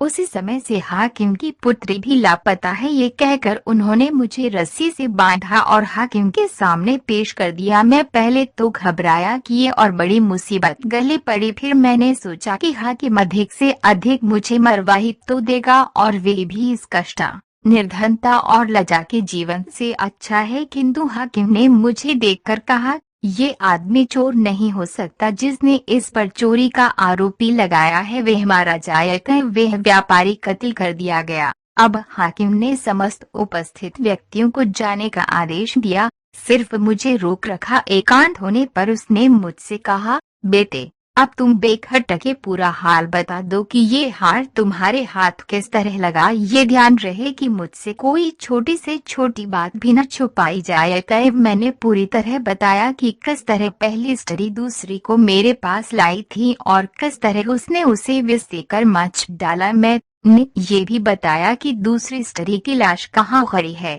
हाकिम ने ये सब सुनकर ठंडी सांस भरी और कहा, भगवान की इच्छा के आगे सब लोग विवश हैं। मैं भी वह सब विनय पूर्वक स्वीकार करता है जो उसकी इच्छा से हुआ। तुम पर जो कुछ मुसीबत पड़ी उसका मुझे अत्यंत खेद है। अब तुम मेरा हाल सुनो कि मुझ पर कैसे कैसे दुख पड़े। वे दोनों स्त्रियां मेरी बेटियां थीं। पहले जो तुम्हारे पास गई वह मेरी बड़ी बेटी थी और बाद में जिसे वह ले गई वह उसकी छोटी बहन थी। बड़ी बेटी का विवाह मैंने अपने भतीजे से कर दिया जो काहिरा में रहता था। वह कुछ दिनों बाद अचानक मर गया। मेरी बेटी कई वर्ष तक वैधव्य की दशा में ही काहिरा में रही और वहां उसने तरह तरह के दुष्कर्म सीख लिए। फिर वह यहाँ आ गई। दूसरी बेटी जो उससे छोटी थी और जो तुम्हारी बाहों में मरी, बड़ी समझदार और सदाचारिणी थी, उससे मुझे कोई शिकायत नहीं हुई, लेकिन उसकी बड़ी बहन ने उसे भी आवारा बनने पर राजी कर लिया। जब छोटी मरी तो मैंने दूसरे दिन बड़ी से पूछा कि तुम्हारी बहन कहाँ है। उसने ठंडी सांस भरकर कहा, मैं तो सिर्फ इतना जानती हूँ कि कल वह बहुत मूल्यवान वस्त्राभूषण पहनकर घर से निकली थी और अभी तक नहीं आई। मैंने अपनी बेटे की बहुत खोज कराई किंतु उसका कहीं पता नहीं चला। कुछ समय बाद बड़ी बेटी भी, जो रात दिन अपने पाप कर्म को याद करके रोती रहती थी, बीमार होकर मर गई। ये वृतांत सुनाकर हाकिम ने मुझसे कहा, बेटे हम तुम दोनों ही दुर्भाग्य के मारे हुए हैं, किंतु अब तुम किसी बात की चिंता न करो। मैं अपनी तीसरी बेटी से, जो अपनी दोनों बहनों से अधिक सुंदर और बुद्धिमती है, तुम्हारा विवाह कर दूंगा। तुम मेरे घर को अपना घर समझो। मैं मरणोपरांत तुम्हें अपनी संपत्ति का उत्तराधिकार देने का वसीयतनामा लिख दूंगा। मैंने कहा कि आपका हर प्रकार मुझ पर उपकार है। मैं आपको बुजुर्ग समझता हूँ और जो कुछ आपका आदेश होगा वैसा ही करूँगा। हाकिम ने कहा कि फिर देर करने की क्या जरूरत है। उसने गवाहों को तुरंत बुलाया और दिखावटी राग रंग के बगैर काजी के द्वारा अपनी पुत्री से मेरा विवाह करवा दिया। इसके अतिरिक्त उसने अपनी संपत्ति भी अपने मरणोपरांत मेरे नाम करने के कागज लिख दिए। आपने भी देखा होगा कि हाकिम मुझ पर कैसा दयालु है। ये कहकर उस जवान ने कहा कि कल ही मौसल से मेरे चचाओं का पत्र लेकर एक आदमी आया है। पत्र में लिखा था कि तुम्हारे पिता का देहांत हो गया है और तुम आकर जायदाद में अपना हिस्सा संभालो। मैंने उन्हें लिखवा दिया कि मैं भगवान की दया से यहाँ अच्छी तरह हूँ,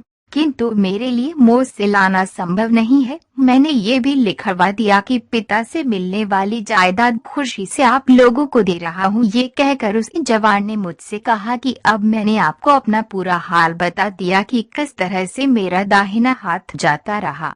यहूदी हकीम ने ये कथा सुनाकर काश करके बादशाह से कहा कि जब मैं दमिश्क में था तो मैंने मोसिल के व्यापारी के मुंह से ये कहानी सुनी। जब तक दमिश्क का हाकिम जीवित रहा मैं उसकी सेवा में रहा। उसके मरने पर मेरी तबीयत वहाँ न लगी। मैं फारस देश चला गया, वहाँ के कई नगरों की सैर करके हिंदुस्तान आ गया, वहाँ से आपकी राजधानी में आया और यहाँ हकीमी का सिलसिला डाल दिया। बादशाह ने कहा, तुम्हारी कहानी पहली दोनों से अधिक मनोरंजक है, किंतु तुम लोगों को ये आशा नहीं करनी चाहिए कि उसके कारण तुम्हारी जानें बच जाएंगी। को बड़े की कथा अब भी तुम लोगों की कथाओं से अधिक विचित्र है। अगर उससे अच्छी कहानी न सुनाई गई तो तुम चारों की मृत्यु निश्चित है। अब दर्जी ने उठकर सिर नवाया और कहा कि मेरी भी कहानी सुन लीजिए। मुझे पूरा विश्वास है कि आप इसे सुनकर प्रसन्न होंगे। काशगर के बादशाह के सामने दर्जी की कथा अलिफ लला। दर्जी ने कहा कि इस नगर के व्यापारी ने एक बार अपने मित्रों को भोज दिया और उनके लिए भांति भांति के व्यंजन बनवाए। मुझे भी बुलाया गया। मैं जब वहां पहुंचा तो देखा कि बहुत से निमंत्रित लोग मौजूद हैं, किंतु मकान मालिक नहीं है। थोड़ी देर में हम लोगों ने देखा कि मकान मालिक एक लगड़े किंतु अति सुंदर व्यक्ति को लेकर यहाँ आया और अतिथियों के बीच बैठ गया। लगड़ा आदमी वहाँ बैठने वाला ही था कि उसकी दृष्टि वहाँ पर उपस्थित एक नाई पर पड़ी। वह बैठने के बजाय सभा से बाहर जाने लगा। आतिथ्य करता व्यापारी ने आश्चर्य से पूछा कि मित्र, तुम जा क्यों रहे हो? अभी भोजन आने वाला है, तुम भोजन के बिना कैसे चले जाओगे? किंतु उस लगड़े ने, जो परिदृशी जान पड़ता था, कहा, श्रीमान, मुझे आपके घर पर ठहर कर मरने की इच्छा नहीं है। मैं इस मनहूस नाई का मुंह नहीं देखना चाहता जिसे आपने अपनी दावत में बुलाया है। मुझे जाने ही दीजिए। दर्जी ने कहा कि उस लगड़े की ये बात सुनकर हम सबको और भी आश्चर्य हुआ। हमारी समझ में नहीं आ रहा था कि उस नाई से उस लगड़े को इतनी नाराजगी किस कारण हो सकती है। हम लोग उत्सुकतावश उस लगड़े के चारों ओर जमा हो गए और पूछने लगे कि क्या बात है। उस लगड़े ने कहा, मित्रों, मैं इसी कमरबस्त नाई के कारण लगड़ा हुआ हूँ और इसके कारण अन्य विपत्तियां भी झेली हैं। मैंने प्रण किया था कि न केवल इसका मुख न देखूंगा बल्कि ये जहाँ रहेगा वहाँ रहूंगा भी नहीं। मैं बगदाद का रहने वाला हूँ। मैंने बगदाद नगर इसलिए छोड़ा कि ये वहाँ रहता था। अपने नगर को छोड़कर मैं यहाँ आया, लेकिन ये मेरी जान का दुश्मन यहाँ भी मौजूद है, इसलिए अब मैं इस सभा या इस नगर में बिल्कुल नहीं ठहर सकता। मुझे आप लोग क्षमा करें, मुझे ये देश छोड़ना पड़ेगा, वरना ये दुष्ट न जाने मेरी क्या क्या दुर्गति करेगा। ये कहकर लगड़ा अतिथि गृह स्वामी की अनुमति के बगैर ही सभा से बाहर जाने लगा। हम लोगों ने उसे दौड़कर रोका और दूसरे मकान में ले जाकर भोजन कराया। फिर गृह स्वामी ने कहा कि कृपा पूर्वक हमें ये बताएं कि इस नाई ने आपके साथ क्या दुष्टता की है। वह बड़ी मुश्किल से ये कहानी कहने को तैयार हुआ, लेकिन कहानी सुनाते समय नाई की ओर पीट करके बैठ गया। नाई भी सिर झुकाए हुए चुपचाप सब कुछ सुनता रहा। लगड़े ने अपना वृत्तांत इस प्रकार कहा। लगड़े आदमी की कहानी अलिफ लला। मेरा पिता बगदाद के सम्मानित व्यक्तियों में से था और हम लोग आनंद पूर्वक वहाँ रह रहे थे। मैं अपने पिता का अकेला बेटा था। जिस समय मेरे पिता की मृत्यु हुई उस समय तक मैं न केवल विद्याध्ययन पूरा कर चुका था बल्कि व्यापार के कार्य में भी प्रवीण हो गया था। मेरे पिता ने अपने जीवन काल ही में अपनी संपत्ति मेरे नाम कर दी थी। मैं धन के व्यय में होशियारी से काम लेता था। नगर निवासी मुझे बहुत चाहते थे। यद्यपि मेरी यौवन की अवस्था थी तथापि मैं स्त्रियों के व्यवहार और उनकी प्रीति से अनभिज्ञ था। मुझे स्त्रियों से मिलने में लज्जा भी लगती थी। एक दिन मैं कहीं जा रहा था कि सामने से कई स्त्रियां आती दिखाई दी। मैं उनसे बचकर एक छोटी गली में घुस गया और एक मकान के सामने पड़े तख्त पर बैठ गया कि जब स्त्रियां निकल जाएं तो मैं अपनी राह पकड़ूं। मेरी आंखों के आगे एक खिड़की थी और उसमें से बहुत से फूल दिखाई दे रहे थे। वह खिड़की पहले थोड़ी ही खुली थी, अचानक वह पूरी खुल गई और उसमें से एक षोरशी दिखाई दी। मैं उसका सौंदर्य देखकर ठगा सा रह गया। वे मेरी ओर देखकर मुस्कुराई और कुछ देर पौधों में पानी देने के बाद खिड़की बंद करके चली गई।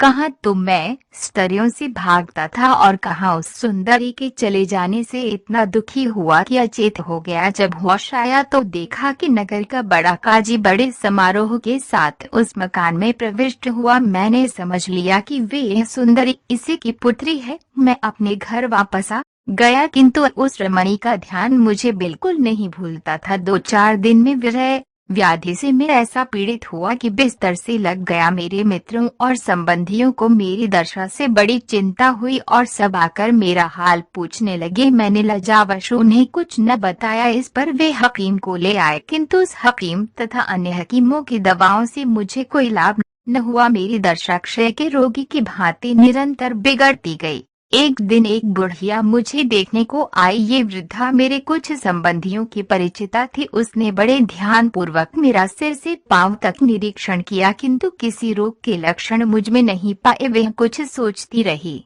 फिर उसने अन्य लोगों को वहां से हटा दिया और कहा कि मैं एकांत में इसको देखकर बताऊंगी कि क्या रोग है। जब सब लोग चले गए तो बुढ़िया ने धीमे स्वर में मुझसे कहा, देखो, तुम्हारे रोग को मैं भली भांति पहचान गई हूँ। तुम्हें किसी प्रकार का कोई शारीरिक रोग नहीं है। तुम किसी सुंदरी पर मोहित हो और लज्जावश किसी से अपना भेद नहीं कहते, इसी से तुम्हारी ऐसी दशा हुई है। अगर तुम मुझसे सारी बात साफ साफ बताओ और अपनी प्रेयसी का पता ठिकाना बताओ तो मैं तुम्हारी सहायता करूं। मैं केवल एक ठंडी सांस भर कर रह गया, क्योंकि संकोच ने मेरी जबान बंद कर रखी थी। लेकिन बुढ़िया मेरे पीछे पड़ गई कि ऐसी हालत में लज्जा ठीक नहीं है और अपने हित चिंतकों की सहायता लेनी ही चाहिए।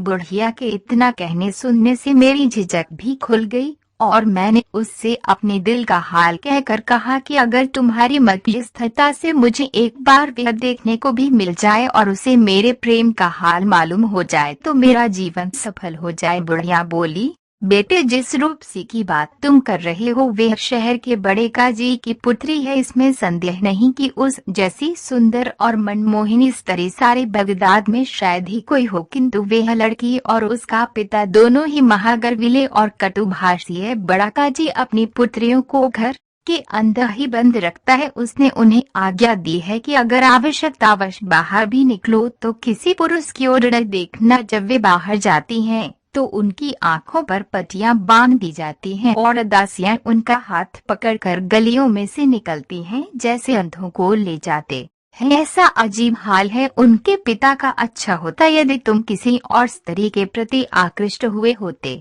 मैं ये सुनकर चुप हो रहा। मेरी निराशा देखकर बुढ़िया ने कहा, ये जो मैंने तुमसे कहा है पूर्वाग्रह भी हो सकता है, संभव है सफलता की कोई राह निकल आए। सब कुछ ही भगवान की इच्छा पर निर्भर है। देखो, मैं जाकर अपनी सी कोशिश करती हूँ। ये कहकर बुढ़िया चली गई। 2-4 दिन बाद वह फिर आई और मुझसे कहने लगी, बेटा, मैं पहले ही कहती थी कि वह स्त्री अत्यंत माननीय और गर्वीली है। मैंने उसे बहुत समझाया बुझाया, किंतु इसका उस पर कुछ असर न हुआ। जब मैंने तुम्हारी बीमारी की बात की तो वह चुपचाप रही, किंतु जब मैंने तुमसे भेंट करने के लिए उससे कहा तो वह बिगड़ पड़ी और मुझसे कहा कि तुम बड़ी बदतमीज हो। अगर ऐसी बेशर्मी की बातें तुमसे सुनोगी तो तुम्हें धक्के मच कर निकाल दूंगी। ये कहकर भी बुढ़िया ने मुझे धीरज दिया और कहा कि परेशान होने की जरूरत नहीं, मैं अपना प्रयत्न न जारी रखूंगी। ये कहकर वह चली गई। उसके इतना दिलासा देने पर भी मेरी निराशा कम न हुई और मेरी शारीरिक दशा पहले से खराब होने लगी। बीच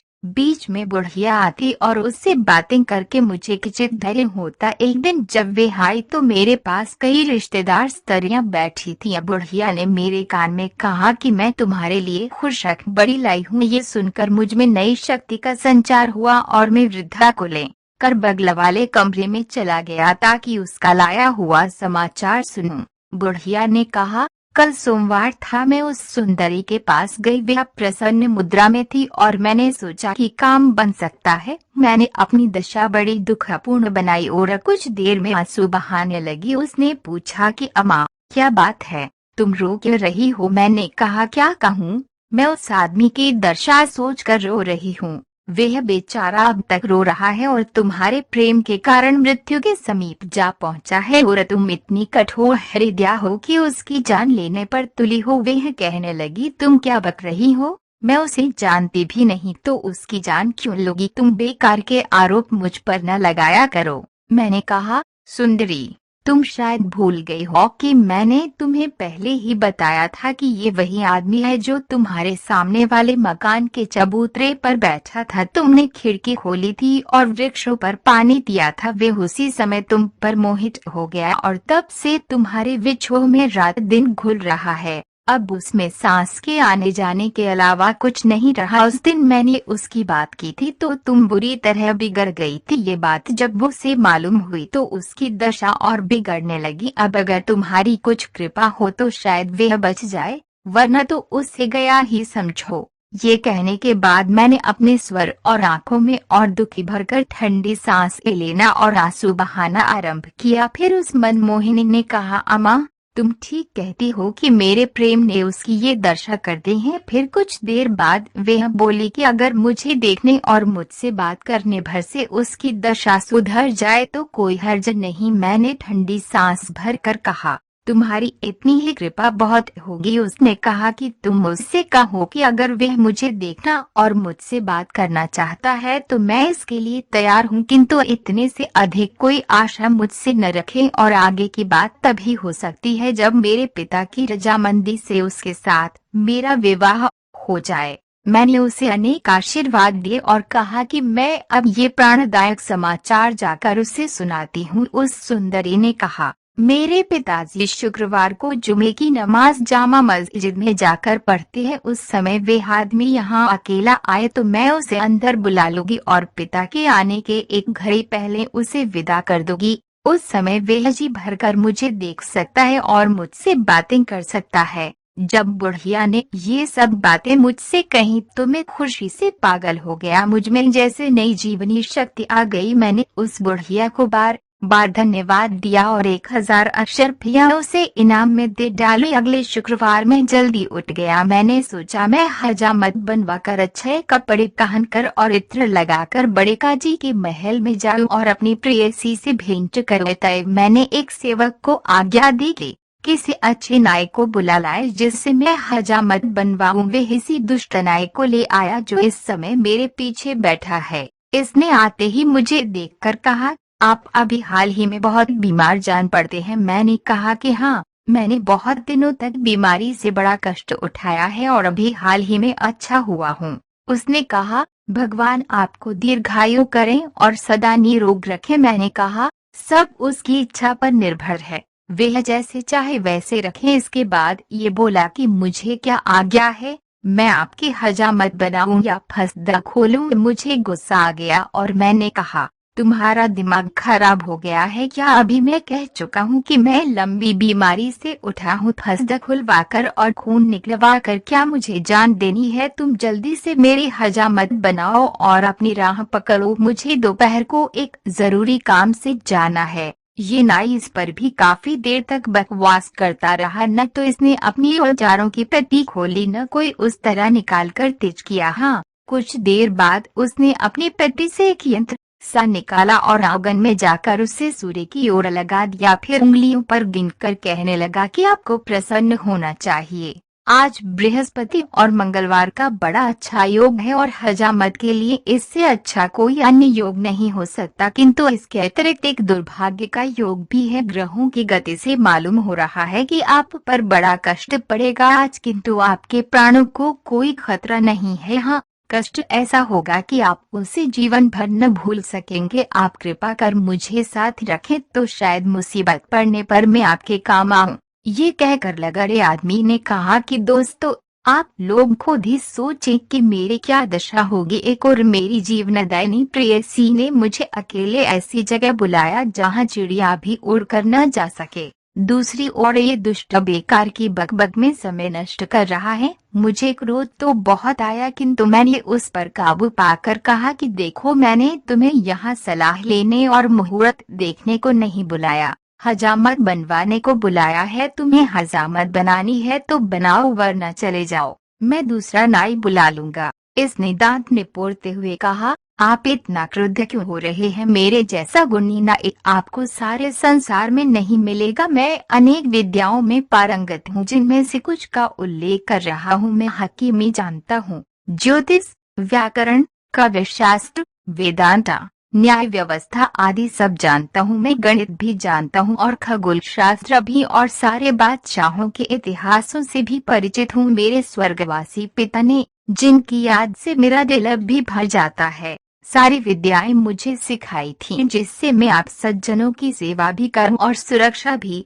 उसकी ये बकवास सुनकर मुझे क्रोध की बजाय हंसी आ गई। मैंने कहा, तुम कब तक बकबक किए जाओगे और किस समय मेरी हजामत बनाओगे? इसने कहा, ये भी अच्छी रही, और लोग तो कहते हैं कि मैं बहुत कम बोलता हूँ और आप कहते हैं कि मैं बकबक करता हूँ। आप सुनिए, मेरे 6 भाई हैं। बड़े का नाम है बकबक, दूसरे का बकबारह, तीसरे का बूबक, चौथे का अलकुच, पांचवे का अल नसचर और छठे का शाहकुबक। इसमें संदेह नहीं कि ये सब बड़े बकवासी हैं। मैं इन सब से छोटा हूँ और बहुत कम बोलता हूँ। दर्जी ने कहा कि लगड़े व्यक्ति ने ये कहकर कहा कि मित्रों, अब आप ही लोग न्याय करें कि इतना बकबक करने पर भी ये अपने को अल्पभाषी कहता है। अब मैंने दूसरे सेवक से, जो घर की व्यवस्था देखता था, कहा कि इस नाई को 3 शर्फियां देकर विदा कर दो, मैं आज हजामत नहीं बनवाऊंगा। इस नाई ने कहा, मालिक, ये आप क्या कह रहे हैं? मैं कोई अपने आप तो आ नहीं गया, आपने बुलाया है तो आया हूँ मैं, तो अब आपकी हजामत बनाए बगैर जाऊंगा नहीं। आप मेरे गुणों को नहीं जानते, इसलिए मेरी कदर नहीं करते। मेरा दुर्भाग्य है, आपके पिता मेरी कदर जानते थे। वे जब मुझे बुलाते तो इतना स्नेह करते जैसे गोद में बिठा लेंगे। अपने साथ ही मुझे भोजन कराते थे और मेरी जानकारी और बुद्धिमत्ता की बातें सुनकर बड़े प्रसन्न होते थे। एक दिन उन्होंने मेरे काम से खुश होकर मुझे 60 शर्फी और एक भारी जोड़े का इनाम दिया। यानी एक बार ही फसदा खोजने में मेरे पास इतना धन आ गया जो मेरे सारे जीवन के लिए काफी है। मुझे उनकी कृपा बहुत याद आती है। ये कहकर भी ये नाई चुप नहीं हुआ और दूसरी कहानी शुरू कर दी। मैं बड़ा दुखी हो गया कि ये तो किसी प्रकार पीछा छोड़ता ही नहीं। मैंने सोचा कि डांट फटकार का तो इस पर कुछ असर होता ही नहीं, इसे मीठी बातों से बहलाना चाहिए। मैंने कहा, भाई, तुम बहुत अच्छी बातें करते हो, लेकिन इस समय चुप रहो। जल्दी से मेरी हजामत बना दो, क्योंकि मुझे एक जगह जाना है। ये हंसकर बोला, निसंदेह आपको कोई बड़ा जरूरी काम होगा जिसके कारण आप इतनी जल्दी कर रहे हैं। आप ये काम मुझे जरूर बताएं, बल्कि मुझे अपने साथ ले चलें, ताकि मैं हर मौके पर आपकी सहायता कर सकूं। मैं तो ये कहूंगा कि हर महत्वपूर्ण काम आप मेरी सलाह से ही करें, जैसा कि आपके पिता और पितामह किया करते थे। आप मुझे अपना नौकर बल्कि गुलाम समझिए। आप बेझिझक मुझसे अपने मन की बात कहिए। मैंने चीख कर कहा, तू बक करके मेरा मगज चाटे जा रहा है, भाग यहाँ से। ये कहकर मैं उठ खड़ा हुआ और जमीन पर पांव पटकने लगा। इस बेशर्म नाई ने फिर भी अपनी हरकतें नहीं छोड़ी। मुझे अति क्रुद्ध देखकर बोला कि आप नाराज न हो, मैं अभी आपकी हजामत बनाए देता हूँ। ये कहकर इसने अपनी पेटी खोली और मेरी हजामत शुरू की। बहुत देर तक तो ये मेरे सिर पर पानी ही रगड़ता रहा, फिर थोड़ी जगह उस तरह चला कर ठहर गया और कहने लगा कि आप न मेरे बुढ़ापे का ख्याल करते हैं, न मेरे गुणों की कद्र करते हैं। ये सब बातें अच्छी नहीं है। मैंने कहा, चुपचाप अपना काम करो, अधिक बोलने की आवश्यकता नहीं है। इसने कहा, ऐसा महत्वपूर्ण काम क्या पड़ा है जिसके लिए आपको इतनी जल्दी और घबराहट है? मैंने फिर बिगड़ कर कहा, तू यहाँ हजामत बनाने आया है या दुनिया भर के झगड़ों में पड़ने? तुझे इससे क्या लेना देना कि मुझे क्या काम है? इस निर्लज ने कहा, मेरे मालिक, आप चाहे जितना क्रोध करें, मैं तो यही कहूंगा कि मुझे डर है कि आप बगैर समझे बूझे जल्दी में काम करेंगे और आपकी हानि होगी। बुद्धिमानों का कहना है कि हर काम सोच समझकर करना चाहिए। आप कृपा करके मुझे अपना काम जरूर बताएं। अभी तो दोपहर होने में 3 घड़ी बाकी हैं, ऐसी जल्दी भी क्या है? मैंने कहा, जो लोग वादे के पके होते हैं वे नियत समय से पहले ही निश्चित स्थान पर पहुंच जाते हैं, तुम फौरन हजामत बनाओ। इसने धीरे धीरे मेरा सिर मोड़ना शुरू किया और आधा सिर मुड़कर खड़ा हो गया और सूर्य की ओर देखकर कहने लगा कि अभी हजामत पूरा करने की साइड नहीं आई। मैंने कहा, मुझे ज्योतिष पर विश्वास नहीं।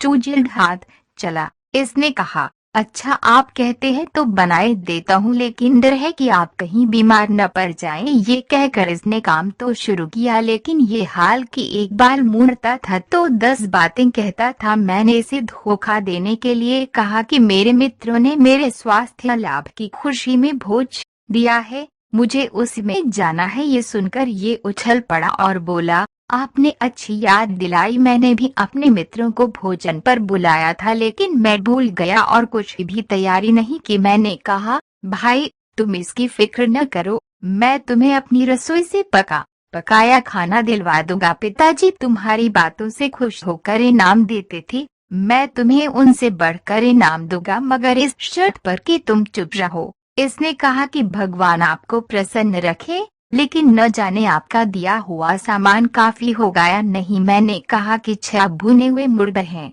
तरह तरह के मांस के पकवान तथा अन्य खाद्य सामग्री है, 70-80 आदमियों के लिए काफी भोजन होगा। मैंने नौकरों से कहा कि सारा पका खाना इस कमरबस्त को दे दो और मदिरा की सुराहियां भी। इसने कहा कि कुछ फलों को देने की कृपा करें। मैंने कहा, इसे फल भी दे दो, लेकिन इसकी दुष्टता का अंत नहीं हुआ। इसने हजामत आदि ही छोड़ कर हर चीज को परखना शुरू किया और काफी देर लगा दी। फिर मैंने डांटा तो आकर हजामत बनाने लगा, लेकिन कुछ ही देर में उस तरह को रखकर कहने लगा, आपके स्वर्गीय पिता ने मुझे कभी धनाभाव न होने दिया, लेकिन भगवान की कृपा से आप भी मेरे कदरदान हैं और मुझे किसी चीज की कमी नहीं रहेगी। मैंने तो आपके पिता के अलावा किसी के आगे हाथ न फैलाया, मैं कोई ऐसा वैसा आदमी नहीं हूँ। देखिए, एक आदमी जो नाइयों का दलाल था, बड़ा अच्छा नचता गाता था, उसे हम लोग झिझोटी कहते थे। एक आदमी था जिसका नाम शावल था, वे गलियों में घूम घूम कर भुने चने बेचता था। एक शातिर था जो बाकला और दूसरी तरकारियां बेचने का धंधा करता था। एक आदमी था अबूब कर, वे गलियों में पानी छिड़कने का काम किया करता था। ये सब बड़े अच्छे आदमी थे और मेरी तरह कम बोलने वाले थे, जिसकी वजह से बड़े सफल रहे। और हाँ, एक कासिम भी था जो खलीफा के यहाँ प्यादागिरी करता था। अब मैं झिझोटी भाई का एक मशहूर गीत आपको सुनाऊंगा और उसका नाच भी दिखाऊंगा। ये कहकर इसने उठकर नचना गाना आरंभ कर दिया। मैंने इसे बहुत डांटा फटकारा, किंतु इसने पूरा गीत सुनाकर ही दम लिया। फिर कहने लगा, अब मैं अपने मित्रों को भोजन करा आऊं फिरा कर आपकी हजामत बनाऊंगा, बल्कि आप भी ऐसा कीजिए कि अपने मित्रों की दावत छोड़िए और मेरे यहाँ चलकर मेरे मित्रों के साथ भोजन कीजिए। मुझे क्रोध तो बहुत था, किंतु मैं इस मूर्खता की बात पर हंस पड़ा और बोला कि किसी और दिन मैं तुम्हारे दिन भोजन के लिए आऊंगा। ये जिद करने लगा कि आज ही चलिए। मैंने डांट कर कहा कि आज मैं किसी प्रकार नहीं जा सकता। फिर ये कहने लगा कि मुझे ही अपने साथ ले चलिए, ये खाना मैं अपने घर ले जाकर अपने मित्रों को खिला दूं, फिर आकर आपके साथ आपके मित्रों की दावत में चलूंगा। आप क्या वहां अकेले जाते अच्छे लगेंगे? मैं अपने मन में बड़ा दुखी हुआ। मैंने दिल ही दिल में रोकर कहा कि हे भगवान, इस दुष्टनाई से मेरा पीछा किस प्रकार छूटेगा। फिर मैंने इससे कहा, तुम तुरंत मेरी हजामत बनाकर अपने घर जाओ और अपने मित्रों को खिलाओ पिलाओ। मेरे मित्र अकेले मेरा ही इंतजार कर रहे हैं, वे किसी को मेरे साथ अतिथि नहीं बनाना चाहते। मैं तुम्हें ले गया तो शायद मुझे भी उस दावत में न बैठने दिया जाए। इसने कहा, आप भी खूब मजाक करते हैं, जब आपके मित्र हैं तो आपके साथ एक और आदमी के आने पर उन्हें क्या आपत्ति होगी? फिर मैं तो बड़ा सुभाषी हूँ, मेरे जाने से आपके सभी मित्रों को बड़ी प्रसन्नता होगी। लगड़े आदमी ने कहा कि मित्रों, इसकी ये बात सुनकर मैं बिल्कुल निराश हो गया कि आज का सारा मामला तो इसने चौपट कर दिया। ये भी सोचा कि इसको बिगड़ने से भी कोई लाभ नहीं। मैंने इसकी बात का कुछ उत्तर न दिया। इतने में जुम्मे की नमाज की पहली अजान हुई। मैं चुप हो रहा तो इसने भी अपना काम शुरू किया और थोड़ी ही देर में हजामत पूरी कर दी। फिर मैंने इससे प्रसन्नता पूर्वक कहा कि तुम मेरे नौकरों से खाने पीने का सामान उठवा कर अपने घर जाओ और अपने मित्रों को खिलाओ पिलाओ, फिर आ जाना तो मैं तुम्हें दावत में ले चलूंगा। ये किसी तरह मेरे घर से टला तो मैं जल्दी से नहाकर और नए कपड़े पहनकर दूसरी अजान की प्रतीक्षा करता रहा ताकि मेरी प्रेमिका का पिता नमाज को चला जाए तो मैं वहां पहुंचूं। दूसरी अजान होते ही मैं घर से चला, किंतु ये दुष्ट वहीं गली में छुपा था और मेरे पीछे चुपचाप चलने लगा। जब मैं काजी के घर के सामने पहुंचा तो देखा कि ये अभागा भी पीछे चला आ रहा है। मैं बड़ा चिंतित हुआ, किंतु उस अवसर पर कुछ कहना सुनना भी उचित नहीं था। वहां जाकर देखा कि बड़े काजी के घर का मुख्य द्वार आधा खुला है। मुझे आता देखकर वह बुढ़िया जो वहां प्रतीक्षारत थी दौड़ी आई और मुझे मेरी प्रेमिका के पास ले गई। हम लोग प्रेम और मैत्री से बातचीत कर ही रहे थे कि बाहर कई मनुष्यों के बोलने की आवाज आई। मैं और मेरी प्रेमिका दोनों खिड़की के बाहर देखने लगे। सबसे पहले देखा कि काजी नमाज पढ़कर वापस आ रहा है। फिर इस नाई को भी देखा कि सामने वाले मकान के उसी तख्त पर बैठा है जहां मैं बैठा था। मुझे दोनों ही को देखकर डर लगा। मेरी प्रेयसी ने मुझे घबराया देखा तो तसल्ली दी और पहले से तय की हुई एक जगह दिखाई कि आवश्यकता पड़ने पर यहाँ छुप जाना। क्या बताऊं, उस दिन इस दुष्ट नाई के कारण मुझ पर ऐसी विपत्ति पड़ी जिसका वर्णन नहीं कर सकता। जिस समय काजी अपने घर पहुंचा उसी समय एक अधीनस्थ कर्मचारी ने किसी नौकर को किसी बात पर मारा। वह नौकर बड़ी जोर से चिल्लाया। उसकी चीख पुकार सुनकर तख्त पर बैठा हुआ एक अमरबख्त समझा कि मुझ पर माच पड़ रही है और ये अपने कपड़े फाड़कर और सिर में धूल डालकर चीख पुकार करने लगा और आसपास के लोगों को बुलाने लगा। उन्होंने आकर पूछा कि क्या बात है तो इसने रोते हुए सिर्फ इतना कहा कि इस मकान के लोग मेरे स्वामी को माच रहे हैं। इसके बाद ये दौड़ा हुआ मेरे घर पहुंचा और मेरे सगे संबंधियों और नौकरों चाकरों से भी यही कहा। वे बेचारे भी ये सुनकर दौड़ाए। काजी के मकान के सामने भीड़ लग गई और लोग चीखने चिल्लाने और दरवाजा भराने लगे। काजी ने अपने एक सेवक से कहा कि बाहर जाकर देख कि ये लोग क्या चाहते हैं। सेवक ने बाहर आकर देखा और घबराकर अंदर जाकर कहा कि हजारों लोग जमा हैं और क्रोध में दरवाजा तोड़े दे रहे हैं। काजी को बाहर आया और लोगों से पूछने लगा कि क्यों शोर कर रहे हो। दरवाजे पर जमा भीड़ ने काजी की प्रतिष्ठा का भी कुछ लिहाज न किया और कहा, पापी कुकर्मी, तूने एक बेकसूर प्रतिष्ठित व्यक्ति को क्यों घर में बंद करके मारा। वे हैरान होकर बोला, न कोई बाहरी आदमी मेरे घर में है न मैंने किसी को मारा पीटा है। अब ये मूर्ख न एक आगे बढ़ा और काजी को भदी भदी गालियां देकर बोला, तेरी बेटी मेरे स्वामी पर जान देती है। उसने उसे दोपहर में मिलने के लिए बुलाया। तूने उसे अंदर पाकर बहुत मारा है। अब तू अपना भला चाहे तो तुरंत उसे छोड़ दे। काजी ने अपने गुस्से को पीकर कहा, यहाँ कोई तुम्हारा स्वामी नहीं है, तुम लोग चाहो तो अंदर जाकर देख लो। ये सुनकर ये नाई और मेरे रिश्तेदार अंदर घुस गए और एक कमरे में जाकर देखने लगे। मैं अपनी बदनामी और काजी के क्रोध के भय से वहां रखे एक खाली संदूक में घुस गया और मेरी प्रेमिका ने उसे बंद करके कुंडी लगा दी। ये नाई ढूंढता हुआ आया और संदूक की कुंडी खोलकर ढक्कन जरा सा उठाकर देख लिया कि मैं उसमें हूँ। फिर इसने संदूक अपने सर पर रख लिया और बाहर भागा। काजी के नौकर चाकर इतने घबराए हुए थे कि किसी ने रोक टोक नहीं कि जब ये संदूक लेकर भाग रहा था तो रास्ते में ढक्कन खुल गया और मैं संदूक से बाहर जा गिरा। मैं मुंह छुपाकर अपने मकान की ओर भागने लगा। ये नाई और बहुत से लोग मेरे पीछे दौड़े आए थे। इसी परेशानी में एक नाले को छलकते समय मेरा पैर फिसला और मैं उसमें इतनी बुरी तरह गिरा कि मेरा पांव टूट गया, किंतु उस समय मुझे पांव की चिंता न थी। मैं गिरता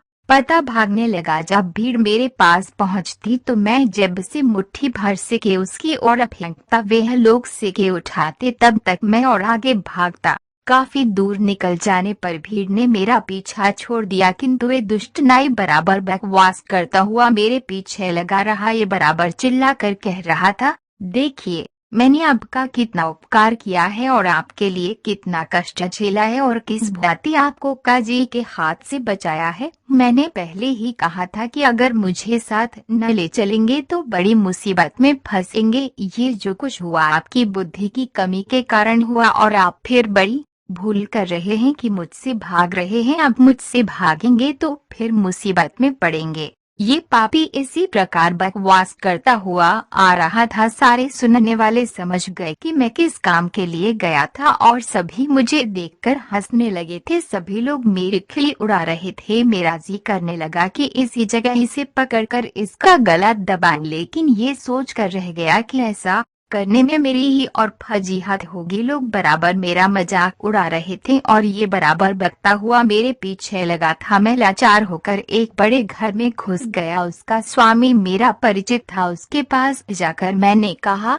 मित्र, मुझे इस राक्षस नाई से बचाओ वरना आज ये मेरी जान ही ले लेगा। मित्र इस अचानक आई मुसीबत से परेशान तो हुआ, लेकिन उसने दरवाजे पर आकर इस नाई को डांट फटकार कर और धक्के दिलवाकर भगा दिया। फिर उसने पूछा कि आखिर बात क्या है। मैं घबराहट, थकन और पांव की तकलीफ से अधिक बात करने के योग्य नहीं था। मैंने उससे कहा कि मुझे तनिक सावधान हो लेने दो, फिर मैं तुम्हें सारी बातें बताऊंगा। कुछ देर बाद मैंने उसे सारा किस्सा, विशेषतः उस दिन की सारी घटनाएं बेऔरवार बताई। वे हंसने लगा और बोला, अब तो वे दुष्ट भाग गया है, अब तुम प्रसन्नता पूर्वक अपने घर जाओ। मैंने उससे कहा, भाई मुझ पर कृपा करो और अपने घर से न भगाओ। अगर मैं अपने घर गया तो ये जानलेवा नाई फिर वहां पहुंच जाएगा और मुझे इतना दुख देगा कि मेरी जान ही जाती रहेगी। इसके अतिरिक्त ये बात भी है कि इस अभागे के कारण सारे शहर में मेरी ऐसी बदनामी हो गई है कि मैं यहाँ किसी को मुंह दिखाने के योग्य नहीं रहा हूँ। मित्र मेरी बात सुनकर चुप हो रहा। मैं कुछ दिनों तक उसके घर में रहा और वहां छुपे छुपे अपने गुमाश्तों को बुलाकर अपनी संपत्ति का प्रबंध कर दिया। जब पांव का घाव ठीक हो गया तो लगड़ाता हुआ, क्योंकि हड्डी टूटने के कारण मैं सारी उम्र के लिए लगड़ा तो हो ही गया था, बगदाद को छोड़कर इस नगर में आ बसा। मुझे आशा थी कि यहाँ इस नाई से छुटकारा मिलेगा, किंतु मेरे दुर्भाग्य से ये यहाँ भी मौजूद है। मित्रों, आप लोग स्वयं विचार कर देखें कि इस कमरबख्त ने मुझ पर क्या क्या मुसीबत नहीं डाली। उस चंद्रमुखी से जो मुझसे विवाह करने को राजी थी, मैं हमेशा के लिए बिछुड़ गया। अपने नगर में किसी को मुंह न दिखा सकने के कारण वहां से भागने को विवश हुआ और जीवन भर के लिए लगड़ा हो गया। वे अलग ये कहने के बाद वह लगड़ा सभा से चला गया। सभी लोग उसकी दुर्भाग्यपूर्ण कथा सुनकर बड़े प्रभावित हुए। सबने उस नाई से पूछा कि इसने जो बातें कही क्या वे बातें सच हैं। अगर उसका वृतांत सच है तो निसंदेह तू महामूर्ख और खतरनाक आदमी है और तुझे इसकी अच्छी तरह सजा मिलनी चाहिए। नाई बोला, जो कुछ उस आदमी ने कहा वह बिल्कुल सच है, लेकिन आप ही बताइए कि मेरा क्या कसूर है। मैं तो उसकी चीख पुकार सुनकर उसकी सहायता के लिए गया था। वह तो लगड़ा ही हुआ है, मैं न होता तो उसकी जान भी जा सकती थी। वह मुझे उल्टे दोष देता है। मैं तो 7 भाइयों में सबसे कम बोलने वाला हूँ। कहो तो अपनी और अपने भाइयों की कहानी कहूँ। ये कहकर उसने बगैर उनकी अनुमति की प्रतीक्षा किए अपनी कहानी शुरू कर दी।